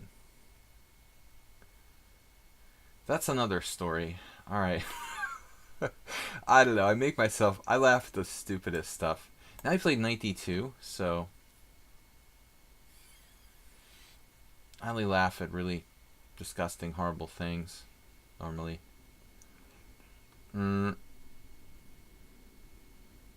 Well, I mean, if you're not going to put... I mean, I don't know. Queen b6, really? Maybe. It's not so stupid. For this first time, Acerbate has been spoken anything but emotes. The next 10 years shall increase that, for the measure of ability in the workplace requires such demonstrability, that's an interesting word, as a known measure as chess will become when it is solved. Damn, dude. I'll need, like, Sherlock Holmes to decipher that sentence. Good thing I've been reading my Arthur Conan Doyle. I might be able to put together Acerbate's previous sentence. Yeah, Bishop D3. Alright. Very well, sir. Very well. I guess this is consistent. Playing it like a French against the Frenchman. He's not French, but he plays the French. He's a Frenchman. Get it? Get it? Got it? Good. I'm not interested in pawns. I'm interested in development. This looks good. This looks good. I think we're okay here. We're threatening knight b4 and some nasty stuff there. We have the anti-Zen chess plan in place. So he doesn't seem concerned about knight b4. And the anti-Zen chess plan. Alright, this is the time to act on this now.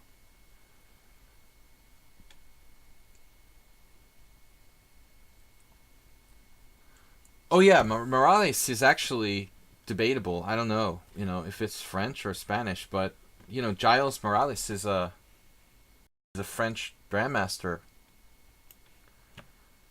So we know that for a fact, though I never met him personally. You go by chess grandmaster names, you got a Frenchman right off the bat with the Giles. Antonio is from Spain. He is from Spain.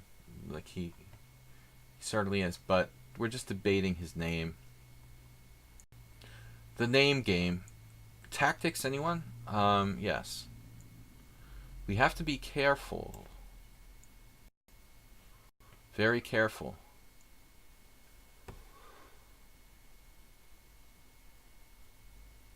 Well, the thing about knight b4 that bothered me was that, he'll play like queen b3, and then I think I had a miscalculation. He also has like queen b4, queen b3, queen a4 check, which was kind of irritating. I got some holes on the white square, so I looked at knight b4, queen b3, and I didn't see anything convincing, but I think I also didn't analyze it far enough.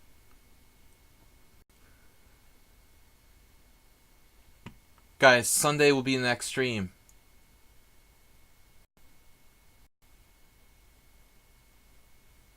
Alright, can I develop my dog? Some diagrams, some chess diagrams, it seems like this is going to be a problem. Let's have a double threat. Knight h6 and knight f5 and knight g4. Some chess diagrams, the knights look like more like dogs than horses. I know that's a weird comment. It just popped in my head. Boy, I almost clicked off for a draw, but I like black here. Although maybe I'm not really better. His kingside looks kind of freaky. Am I threatening knight to g4? Inducing weaknesses in the enemy position. Obviously, as a knight sack, I don't know if he's calculating that, but there's also knight f5, knight takes d5.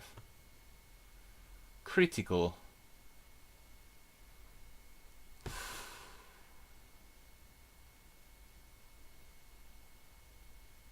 Oh man.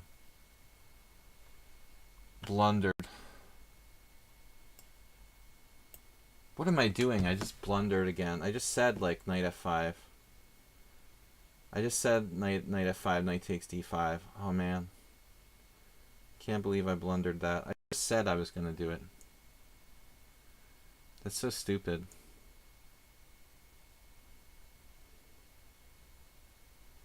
Oh, you're kidding me, really? So I go here, and now I don't understand what you're going to do. So I'm playing queen h4.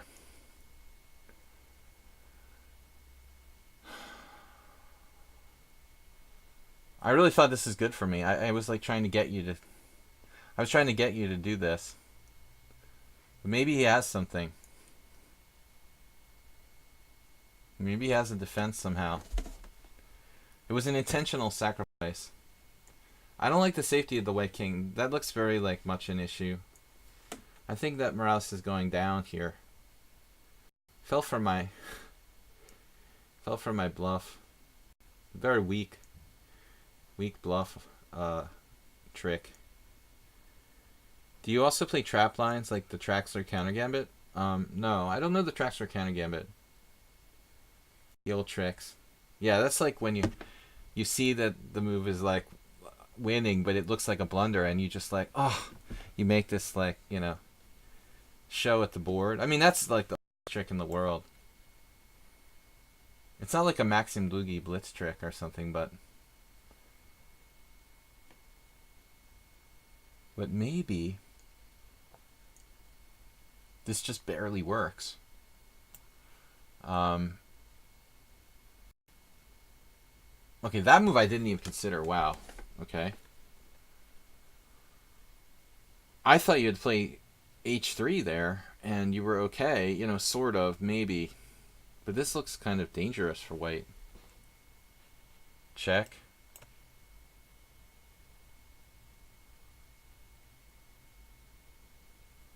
So I've got to be careful about my king position.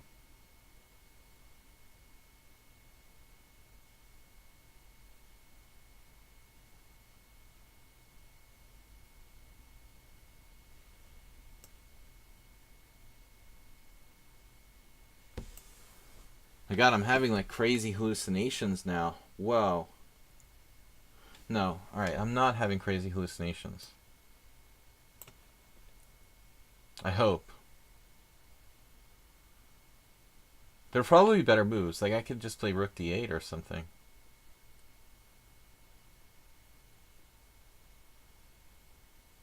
GACS, are you okay? Chick.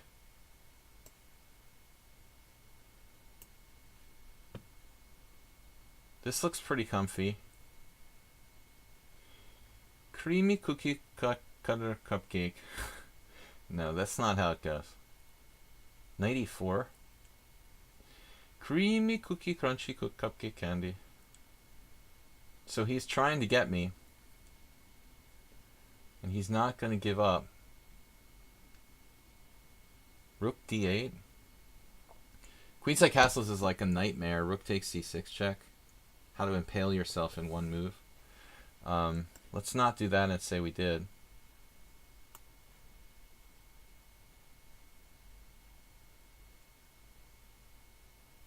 Yeah, so the tracks are counter gambit. Bishop c5. Yeah.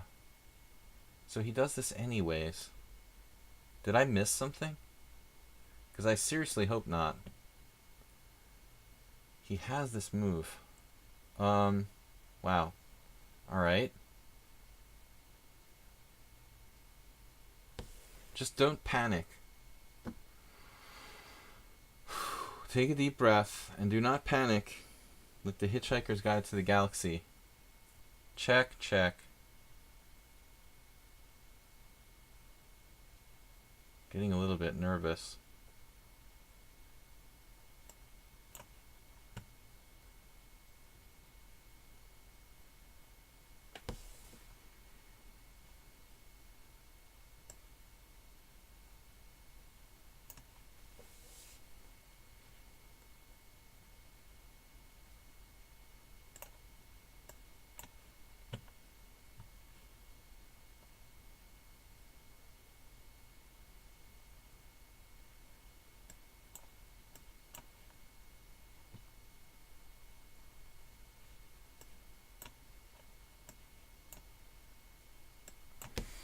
I just tried to castle.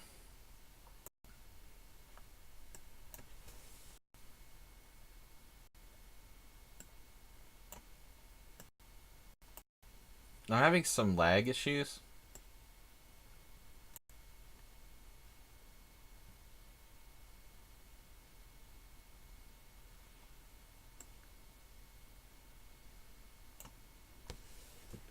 He's got incredible bullet skills. Secret bullet skills.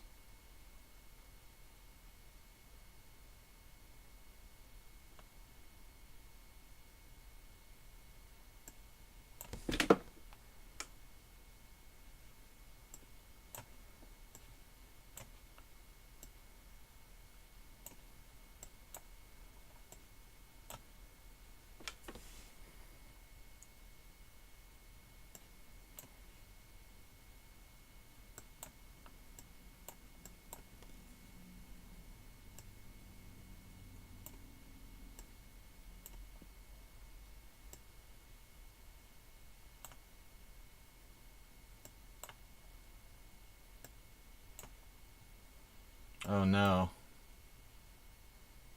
What a game, dude.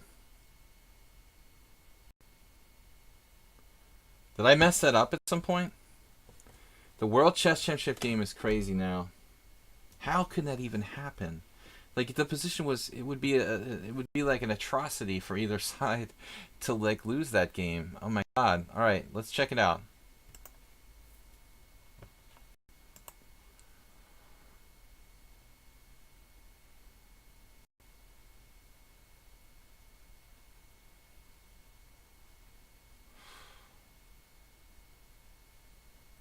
So when I left, like a while ago, 20 moves ago, it was totally equal and pretty symmetrical.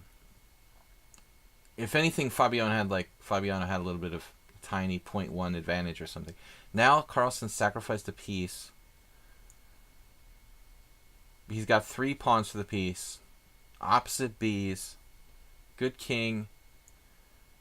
Alright, I'm not looking at the engine here or the commentary, but I would say that it feels like white shouldn't lose.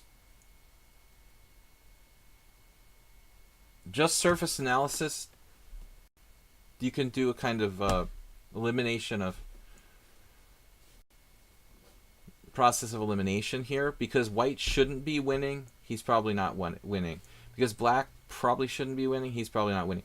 It is probably a draw, this position, by default. But it is imbalanced enough that I imagine that either side could possibly lose. So that's our quick surface analysis.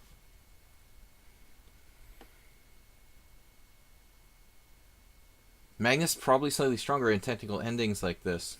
Knight c3 though.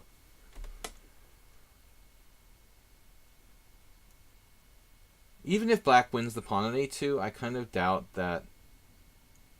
I mean, seriously? h5?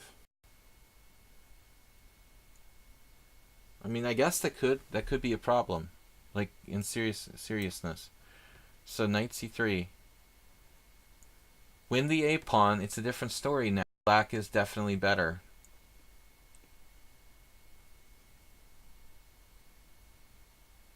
Can Carlsen force a draw somehow? It doesn't look super easy to do so.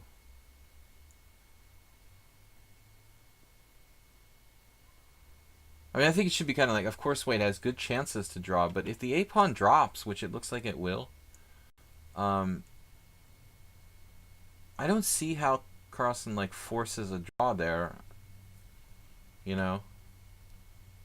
There's no way to like trade off all the pawns guaranteed, is there? f6. f6 is no good. We've got to draw with 4 pawns against 2. Down a knight here with white. How can we do it? Improve the king, play like king up all the way. And then maybe h5. And then... Huh. So Magnus decided the a-pawn is more useful than the b-pawn. He's probably right. It didn't even occur to me. He had to lose one or the other, so he decides it would be better to keep the further outside pawn. I think this is a good idea. Good decision. But white is clearly fighting for a draw. And, you know, I would imagine if there were no pawns left on the queen side, it still wouldn't be easy to win. But I feel like, just intuitively, this position is probably still a draw because white has the a-pawn. Even without the a-pawn, maybe like there's some way you could draw. I'm not sure, but with the a-pawn being like an annoying kind of decoy, I feel like Magnus should hold on somehow, but let's see.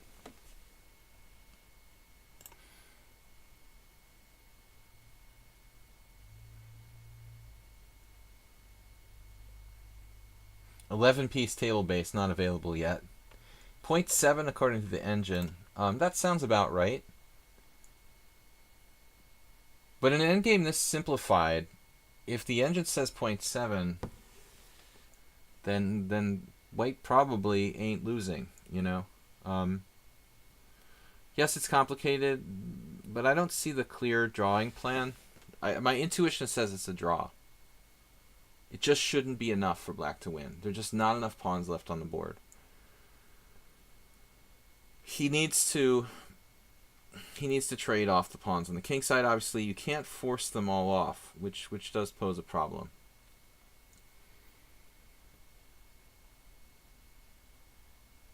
There's just no way for Carlsen to force an exchange of all the pawns on the king side. So that makes things kind of complicated. On the other hand, white has to white has the a pawn, and that's a real annoyance for black. If black ever plays f6, then maybe white can trade off all the pawns with like king g4, king h5, king g6, etc. Intuitively, judging that it's Magnus and the position is so simplified, it should be a draw. But I agree, it's exciting. I don't know how this came to be. Alright guys, one last game. I'm going to go back and play one last game. Merlin the Wizard challenged me again, but we already played, so we're going to play more Wa. And that's it for today, guys. No, I lied? No, it's 1 o'clock. Sorry, I lied. We've got time left.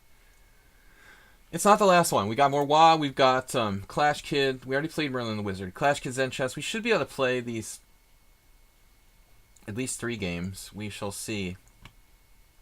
So, E4.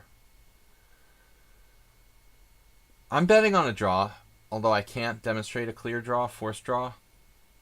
I might be able to do that if I have more time. I'm not sure. It's pretty complicated, I admit. So let's play Alyukhin. Sacrifice bishop for last pawn, and it turns out the Fabi can't mate with bishop knight. No, that's not an option. You can't sacrifice your bishop. No, we need the bishop. Alright, what is Marwa doing? Okay, he's playing this. Yeah. The exchange variation is pretty good, but this is the problem. It's quite solid for black, too. It's like a Petrov. Clash Kid canceled. Oh, Clash Kid, just re-challenge me, man. I mean, you're like a VIP here. You supported the stream. You're the bit leader for the week. Just add your challenge back. I'm sorry, I just misread the time. I thought it was 2.5 hours, and I'm not used to doing 1 o'clock streams, so it seemed kind of weird. I'd like to learn to. This is Asterbait. I would like to learn how to sound like someone who belongs to the Kibitz room at WCC. I don't know if you want to sound. How do you sound like that? You sound like Danny King or something? David Norwood. Bishop d3.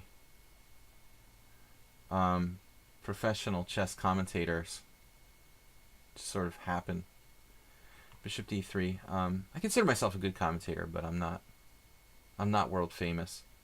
I have some experience, but I can't do the World Championship game streams. I mean, it's just too long, and that's not my.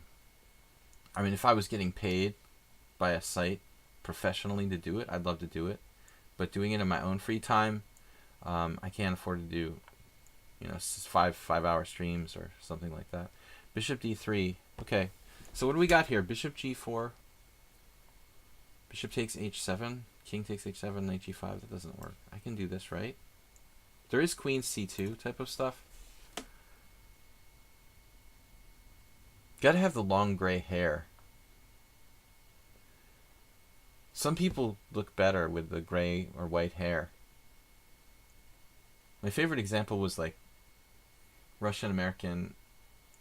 He's actually not from Russia, but he sort of is. Ildar Ibragimov was this guy who, he looked cooler with gray hair than he did. He looked weird when he tried to color his hair. Some people look better when they have gray hair. Danny King, maybe. He was always cool. Okay, Bishop g4. But I mean, King, he made an effort from an early stage of trying to carve out a living for himself as a trainer rather than a player. It's hard to take Steve Carroll seriously. I know he has that new movie that he's come out with. Oh man, are we in trouble here? It's like a drama about his son is like a recovering drug addict. Okay, h3, bishop takes f3. Do I have to do this? So I fell for this trap before. Fallen. I fall in and I can't get up. Bishop h5, bishop takes h7 check, king takes h7, knight g5 check. It's one of those traps. How does that even work? Wait, bishop h5 takes, knight g5 takes, queen h5 check, bishop h6. It doesn't even work, does it? It doesn't even work. Okay. I'm confusing this with a different position, I guess.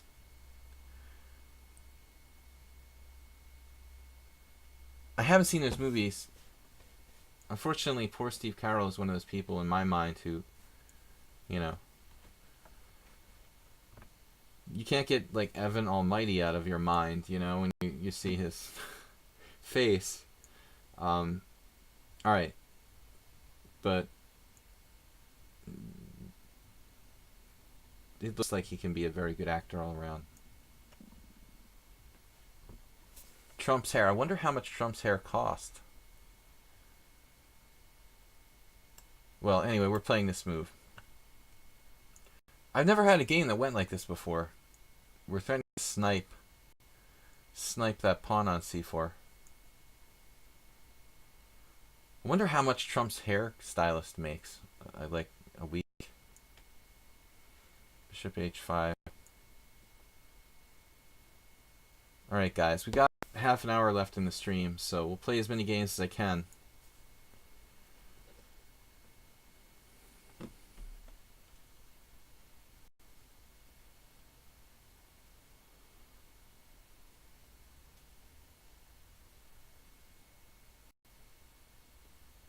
b3 defending the pawn. That's a normal move in these structures though.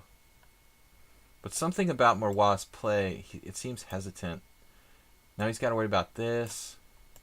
He's played h3, queen c2. Queen c2 turns out to be not the most useful move in the world. I think that in a lot of cases that queen is better on the d1 diagonal because it has a longer diagonal. Anyway, I'm just speculating about minor stuff here. I don't know. I never had a game that went quite like this, though I'm not an Alyakin's defense expert. I play this opening experimentally from time to time when I'm on tilt. Most cases have not been a good result when I played the Alyakins in tournament games.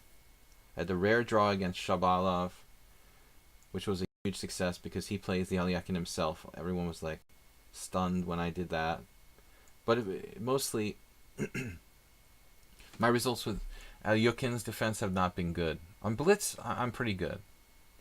Let's see, bishop f6, pressurizing. We can play d5 at any moment. You don't know when it's going to come. I wonder if he should just play d5 himself here. Fearing not the diagonal. Rook e8 check is on the way. So what are you going to do?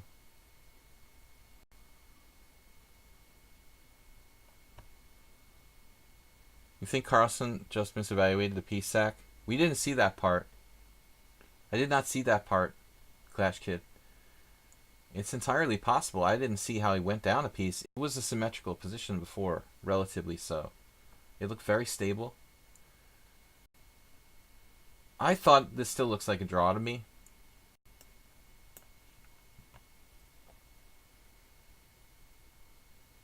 I could sack an exchange with rook takes e3. That's an exchange sack I love to make. Strategic exchange sack. I think here it's just too fancy though. We have like simple move. Simple move. Simple. That's one thing you got to control yourself from to learn to control yourself about doing crazy things. Acerbate. Magnus. No, it's never easy like deciding whether or not to launch into something complicated. I mean, I think you need to think about your time. You need to think about your opponent, how good they are in maybe complex positions. A lot of factors that go into whether or not to do something, like sacrifice a piece. I think it depends. The answer is it depends, right? The typical cop-out answer, but it always depends. Maybe Magnus pushed too hard in this game. It looks like he did. If he didn't have to do that, he should not be suffering right now based on the position he had earlier. Now I'm opening up this F file for white. But we do have rook on the 6th. Take. Yep. Okay.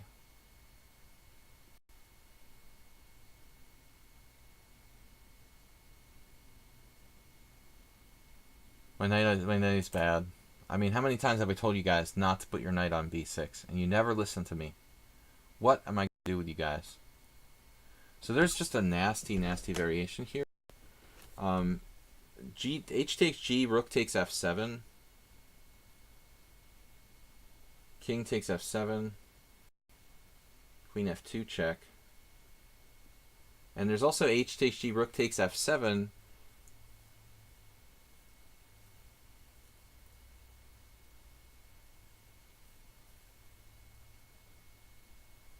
Rook takes C3, queen takes G6, sadly, for me. And there, I almost have rook to G3, but he has rook takes G7 check, which is unfortunately mate. So we've got to be careful here.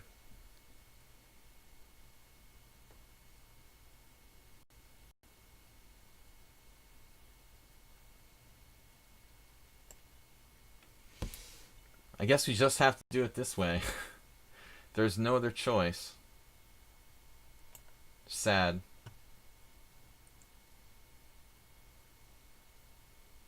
And rook takes F7 was just too devastating. I can't allow that.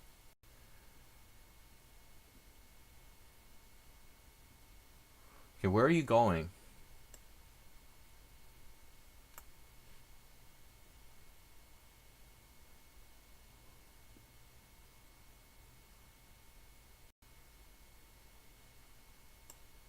Okay. That's cool. He's not really threatening anything. Famous last words, rook e8. The worst possible move I could ever play in my life. Alright. Don't be stupid. That's my friend's Hungarian handle. Nelecho buta. Which means don't be stupid. Rook e8 is like the one move that loses for black, and I almost played it. Yeah. So, tricky guy. He's trying. He's trying. What is this?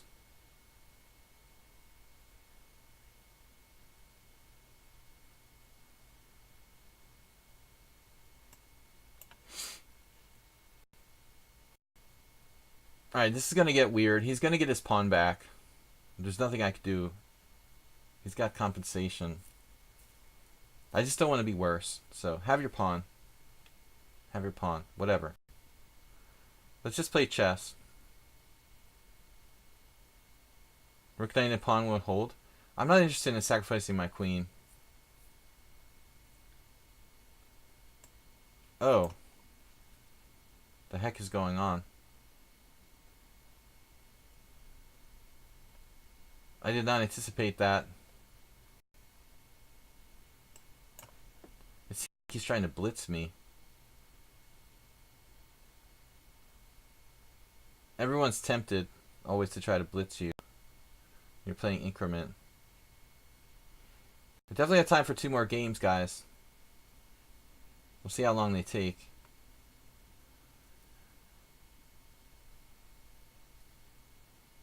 Somehow I'm still up a pawn. Oh. Alright, I don't know what I'm doing. Pursuing active counterplay.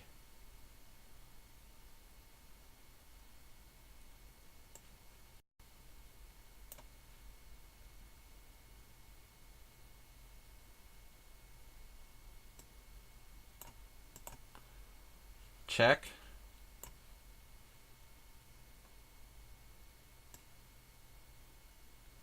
Does this work?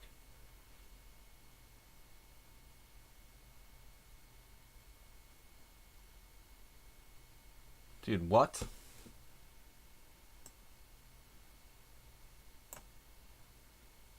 Stop finding moves like that.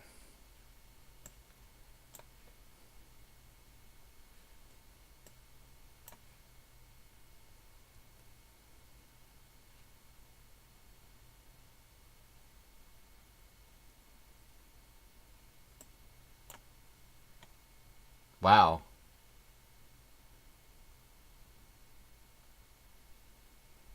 Wow, I just lost on time. He navigated all those tactics. Do I have h5? That doesn't work. That was impressive. I was going to play the right move, too. Queen e3. That was my move, right? Do you guys remember where I was going to put the queen? I was going to play that, right? I was reaching for queen e3. It was queen e3, right? I wasn't going to play queen d3. I was going to play queen e3. So this holds. Rook g1. Rook takes h3 check. King g2. But that's according to the computer. I'd have to play perfectly. It's not so easy. Can we check in the World Championship? Alright, there's only time for 2 more games, but we'll take a quick look. So congratulations to Morwa. He was fast, dude. Alright, where are we? Check in on this exciting study. So, yeah, I mean, nothing's really happening here. I think this is tricky, though. I mean, there are ways that we could lose, I guess. It seems like if black plays f6, I mean, that's going to create ways that white could play like king h5, king g6, and then like h5, h6, and eventually liquidate all the pawns. Although, it's a complicated process. This is a very, very technical position, and I think that Magnus, if anybody in the world, you know, is capable of playing this to a draw, he should be like the #1 go-to guy or something like this. Would it be easier for Magnus to play with a knight instead of a bishop? I don't think so. I think that bishop is good, you know, for securing that outside pawn. You had a knight. I don't think it's as secure. The bishop's better for supporting that outside decoy that he needs here. So, no, I think this is a draw, but he's going to have to be very accurate. Astrobate says, yes, I was going to play queen e3 when I flagged. Do I have lag? I'm looking for excuses. Ping is 139, 164. Yeah, a little bit of lag. Anyway, great game by Morwa. It was a tough game. Okay, I've got Clash Kid and Zen Chess. So I think we have time for these 2 games, guys. Clash Kid and Zen Chess. Clash Kid was dropped from the list. No, I think having a bishop is a good thing for Carlsen there. He needs to keep that outside pawn well secured. And the bishop is a good piece for working both sides of the board. You have pawn on the queen side. Yeah, it's important. I think that's a draw, but it's going to be like a very major moral victory for Caruana, you know, even if it is a draw. People are going to be like, oh my god, he almost beat Carlsen. But this is the second time. You know, there was the other pawn up endgame. In that game, I mean, he wasn't winning, but people were like, oh my god. You know, the cognoscenti knew that it was always a draw, but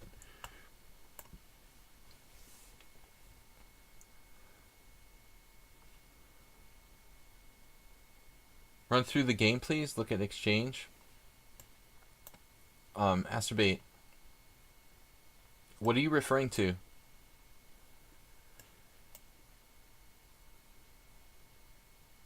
Astrobate, what did you mean by exchange? You're talking about Carlsen's sacrifice or my last game against Morwa? I'm not quite sure which you're referring to. Here, we played this a couple times against, like, what? If I really want to play a game sometimes, but I'm not to get a 5-minute, maybe if I prepare an opening. It was a comment from me on Twitch. Okay, guys. Sunday Simul. No stream tomorrow. Sunday Simul, 4:30 ET, Eastern Time. Persons who have superior knowledge and understanding of a particular field. Ah.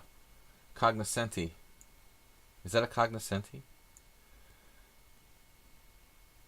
Carlsen is an endgame cognoscenti, which I knew this 12 years ago, basically, first-hand experience.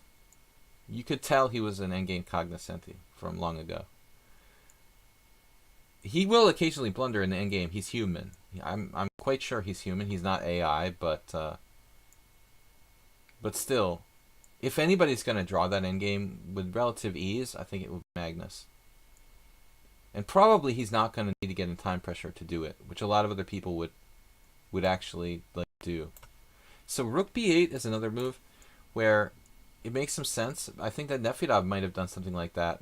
The problem is I think you're supposed to get counterplay with like rook c5 against the queen on h4 into Clash Kid.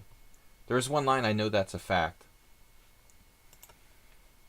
So you don't have the active rook c8 idea. And then you start to drift. Adrift. You're adrift. But I don't know which rook I'm supposed to use. The f rook guards f2, but maybe I should actually be playing the other rook.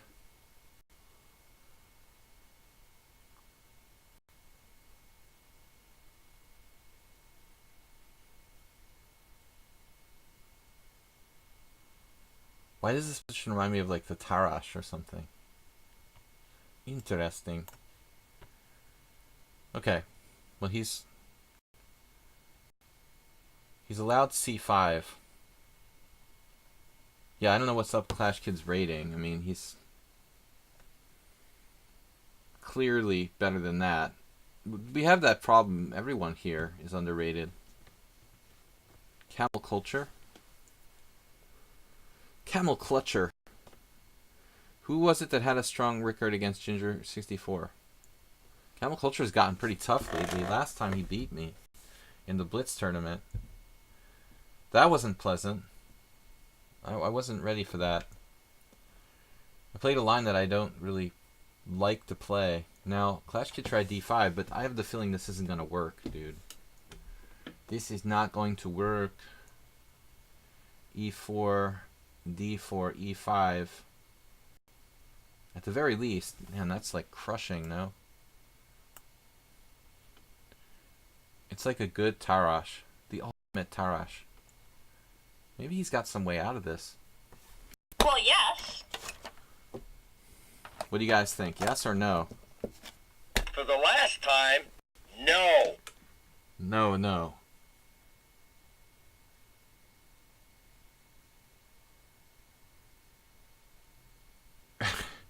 I love Acerbate's comment.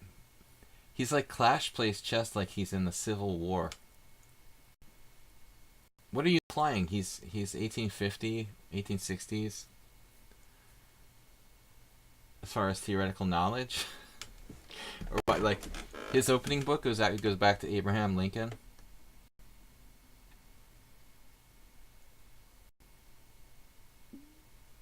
Clash Kid is the #1 supporter of the stream this week with 3,558 bits. Right behind Asterbay with 3,543. Dim with 1,150. So here we go.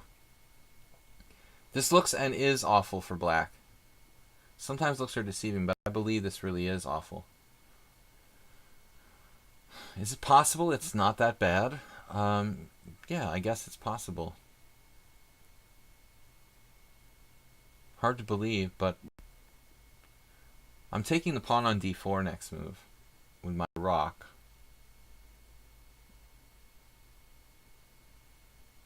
He's 1864 ELO. He's higher than that. Is this like another Clash Kid? He must have really tanked his rating. So, okay.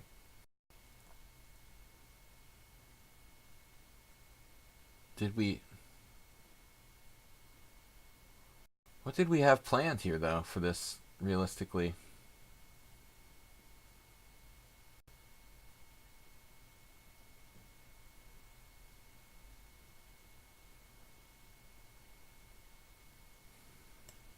Take things and ask questions later.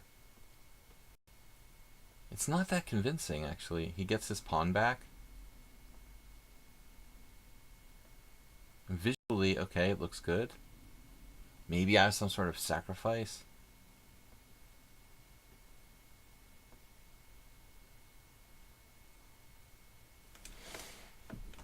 We have time advantage. But don't see anything all that great for white here.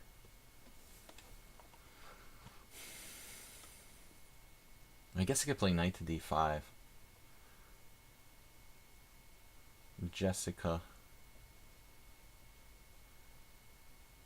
I mean, knight d5 is like ridiculous. That can't be good. No, no, don't be stupid. That was my motto last game. I think we'll just stick with that. Just don't do anything stupid. It's surprising how little I have here, considering how ugly it looked. Percy Emperor said your Uncle Frank played Hastings one year and had a performance rating 1066. He was retired after competing at the Stanford Bridge tourney. I played 3 times. That's how I have my crappy 206 or whatever I am. Alright, bishop takes. When bit equals 1 pair. Prayer.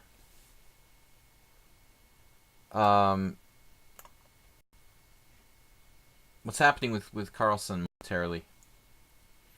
Now Clash Kid.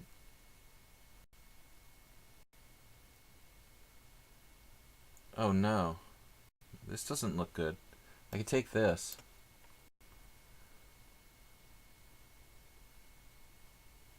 I don't know what I wanted him to play, but I think the bishop takes c3 was a bad idea.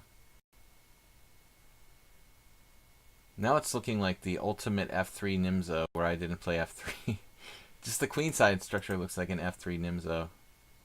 Black doesn't have a dark squared bishop.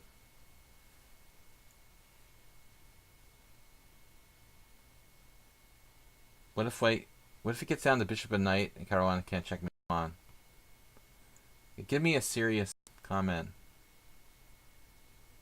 Then we take away his grandmaster title. It's easy to checkmate.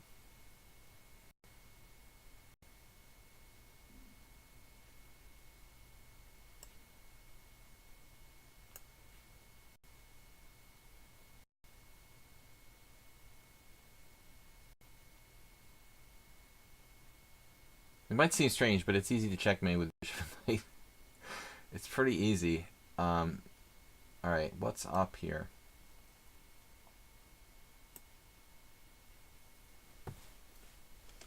No material. Look, Mom. I'm not up any material.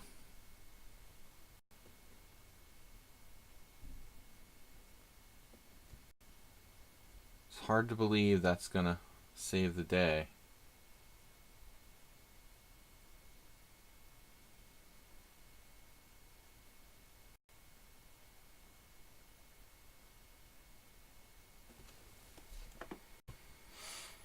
I was mocking Black's a moment ago.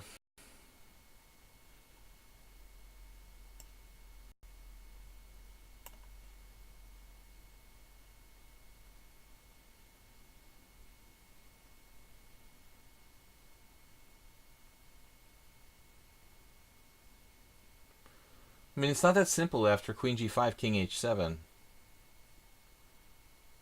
You know, if you want to suggest something, it's not that simple.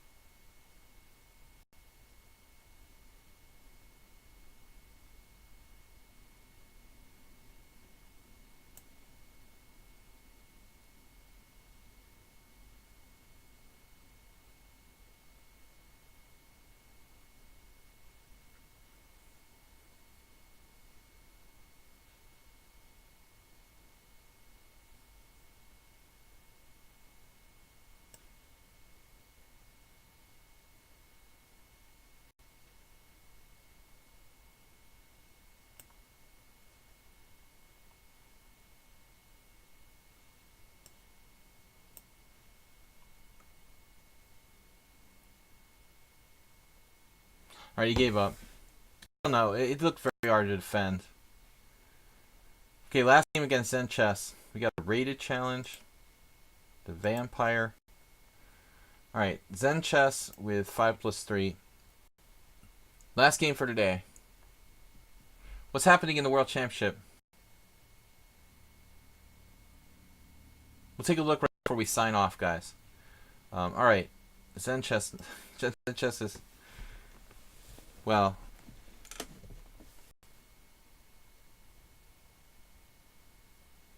Zenchess is playing again. E4 against me. That's all he does. It's so boring. Always E4. Caro Kann again? Another advanced variation? Oh no, not another G4 thing. I'd be afraid to try anything else. Try knight E6. You mean knight A6? Knight E6. I played B5 the other day. What a crap variation that is. Alright. So how many different lines does Zenchess have against the Caro Kann? Norway versus USA. Let's not make it a nationalist thing. Alright. Bishop G6. Yeah, a battle of Westerners.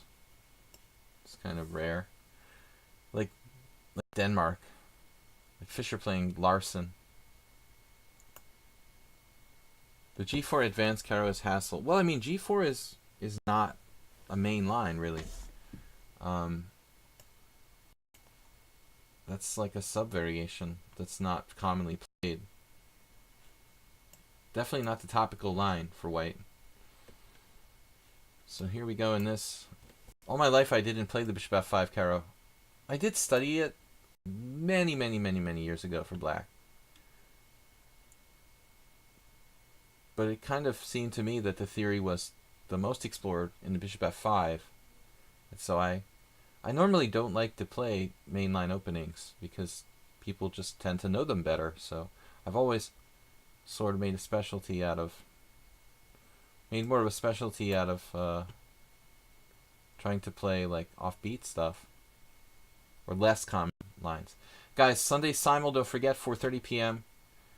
this Sunday. 20 players, 30-30 time control. I don't know what my theory is. What am I playing here? Anyway, I don't even know. I'm technically supposed to play Queen A5 check. I don't know why I did this.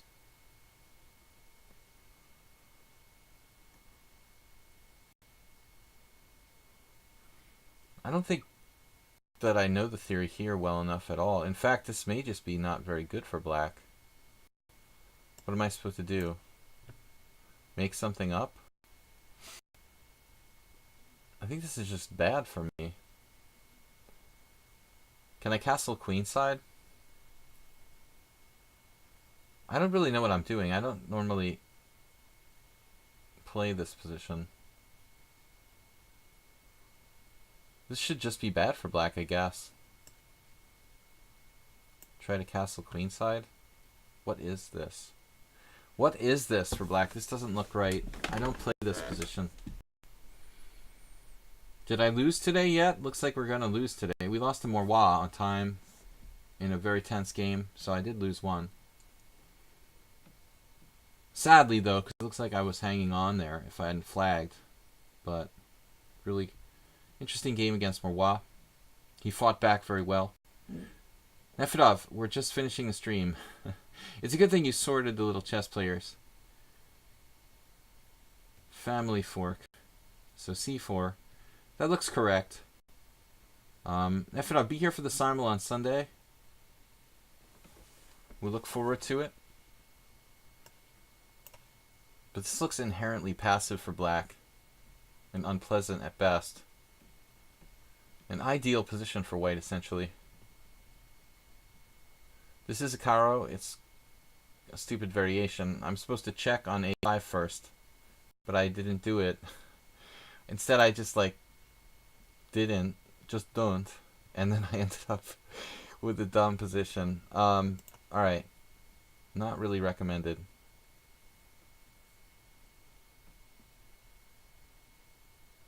You like black here.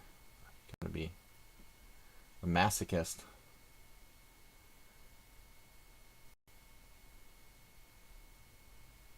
No space.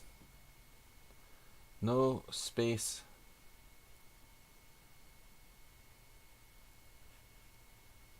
No pain in the brain. We've got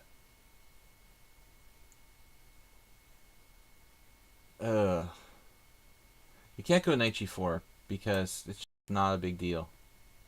A lot of ways, like that move, for example, easily protects.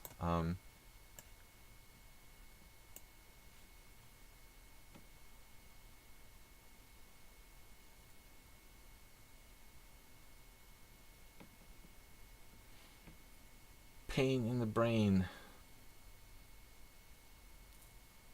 Guys, last game, I'm out. Knight e5. Okay, so I pretty much have to take and suffer the consequences. Suffering the consequences. Which way does he want to take back? Changing the pawn structure for a space advantage? Or just quietly recapturing with a piece? I don't particularly want to lose control of the open file, so it looks like I'm forced to play knight d7. If knight e4, knight takes e5 saves the day. See, that's the magic formula, like in there, but if you can't get that, it's not so easy.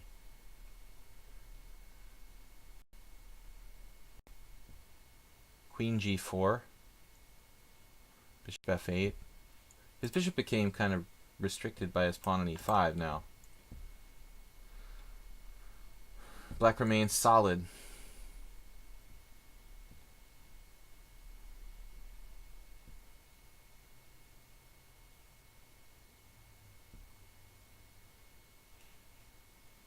Guys, thanks for supporting the stream. Thanks for subscribing. Clash Kid, Acerbate, Dim, everyone else. You guys are awesome. Since just played rook on hd1. This is primarily like a sort of holding maneuver. I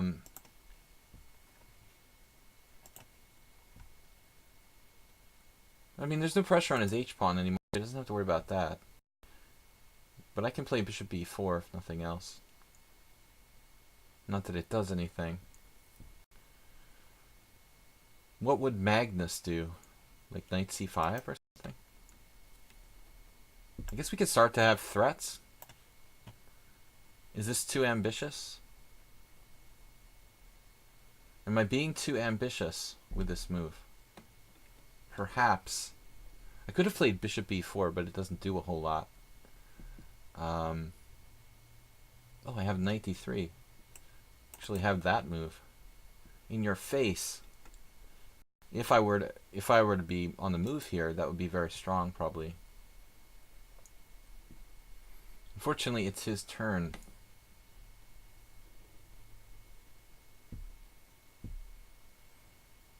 Benefit I've guaranteed to identify the opening by the structure. An expert in opening identification. It was a Latvian.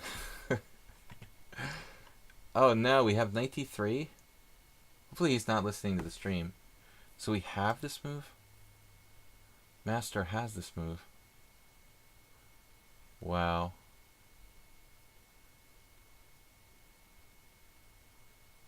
Intermezzo.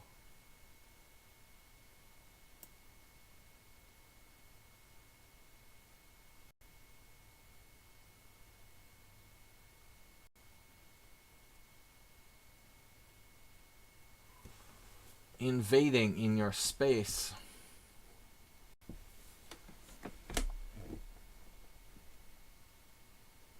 But he's good at increments.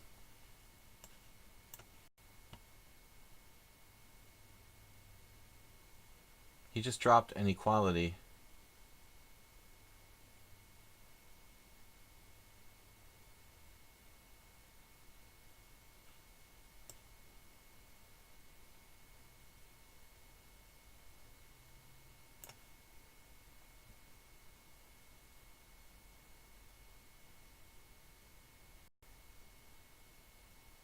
Safe mode. His computer is in safe mode.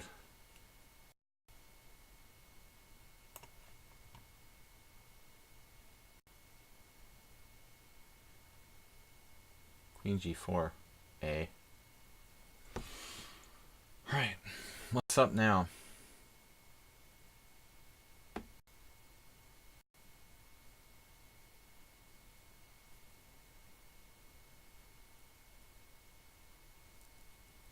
f5 is not recommended.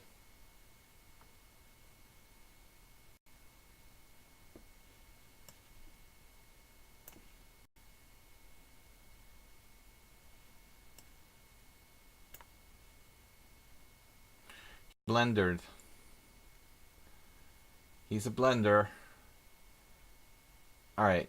So we lost one against Morwa. I don't think this is a good opening for me, but we survived. Thank you guys for the games. Let's take a final look before we leave at the World Championship. Just a last glance to see what's happening there. 15 minutes for Caruana, 11 minutes for Carlsen. I did mention this. Basically, once the pawn was pushed to f6, Carlsen would be getting in like king g6. And I'm seeing king g6 here, and I'm not seeing what exactly is going on. It's pretty complicated. Probably a5 will be like a key resource to save the game. It looks like a draw. Computer's not so sure. Wow. So there's something wrong with a5, king g6. We have a Zugzwang. Wow. So king g6 is no good. Bishop takes h4. That's a serious problem. Let me see this line. Takes. He could say bishop takes there. That's concerning. Okay, I'm not liking that. So here, the computer is arguing that White's best plan is to kind of stay put with king g4. I mean, admittedly, it does kind of seem hard to see how Black's going to make progress here. I still think it's a draw, but Carlsen has to be very precise. Alright, the phone is ringing, guys. We got important business. I will talk to you later. Take care. Thanks for joining me. Thanks for supporting the stream. Again, I'm going to call this a draw. I'm going to making this as a draw. I'm going to go on the record as saying it's a draw. I will see you guys later. Thanks for subscribing. Thanks for supporting the stream. Next stream on Sunday, 4:30 ET, Simul. And you're welcome. Thanks, JCS, for being our moderator. I'm out, guys. And see you from the Pandas. Bye-bye. Bye-bye.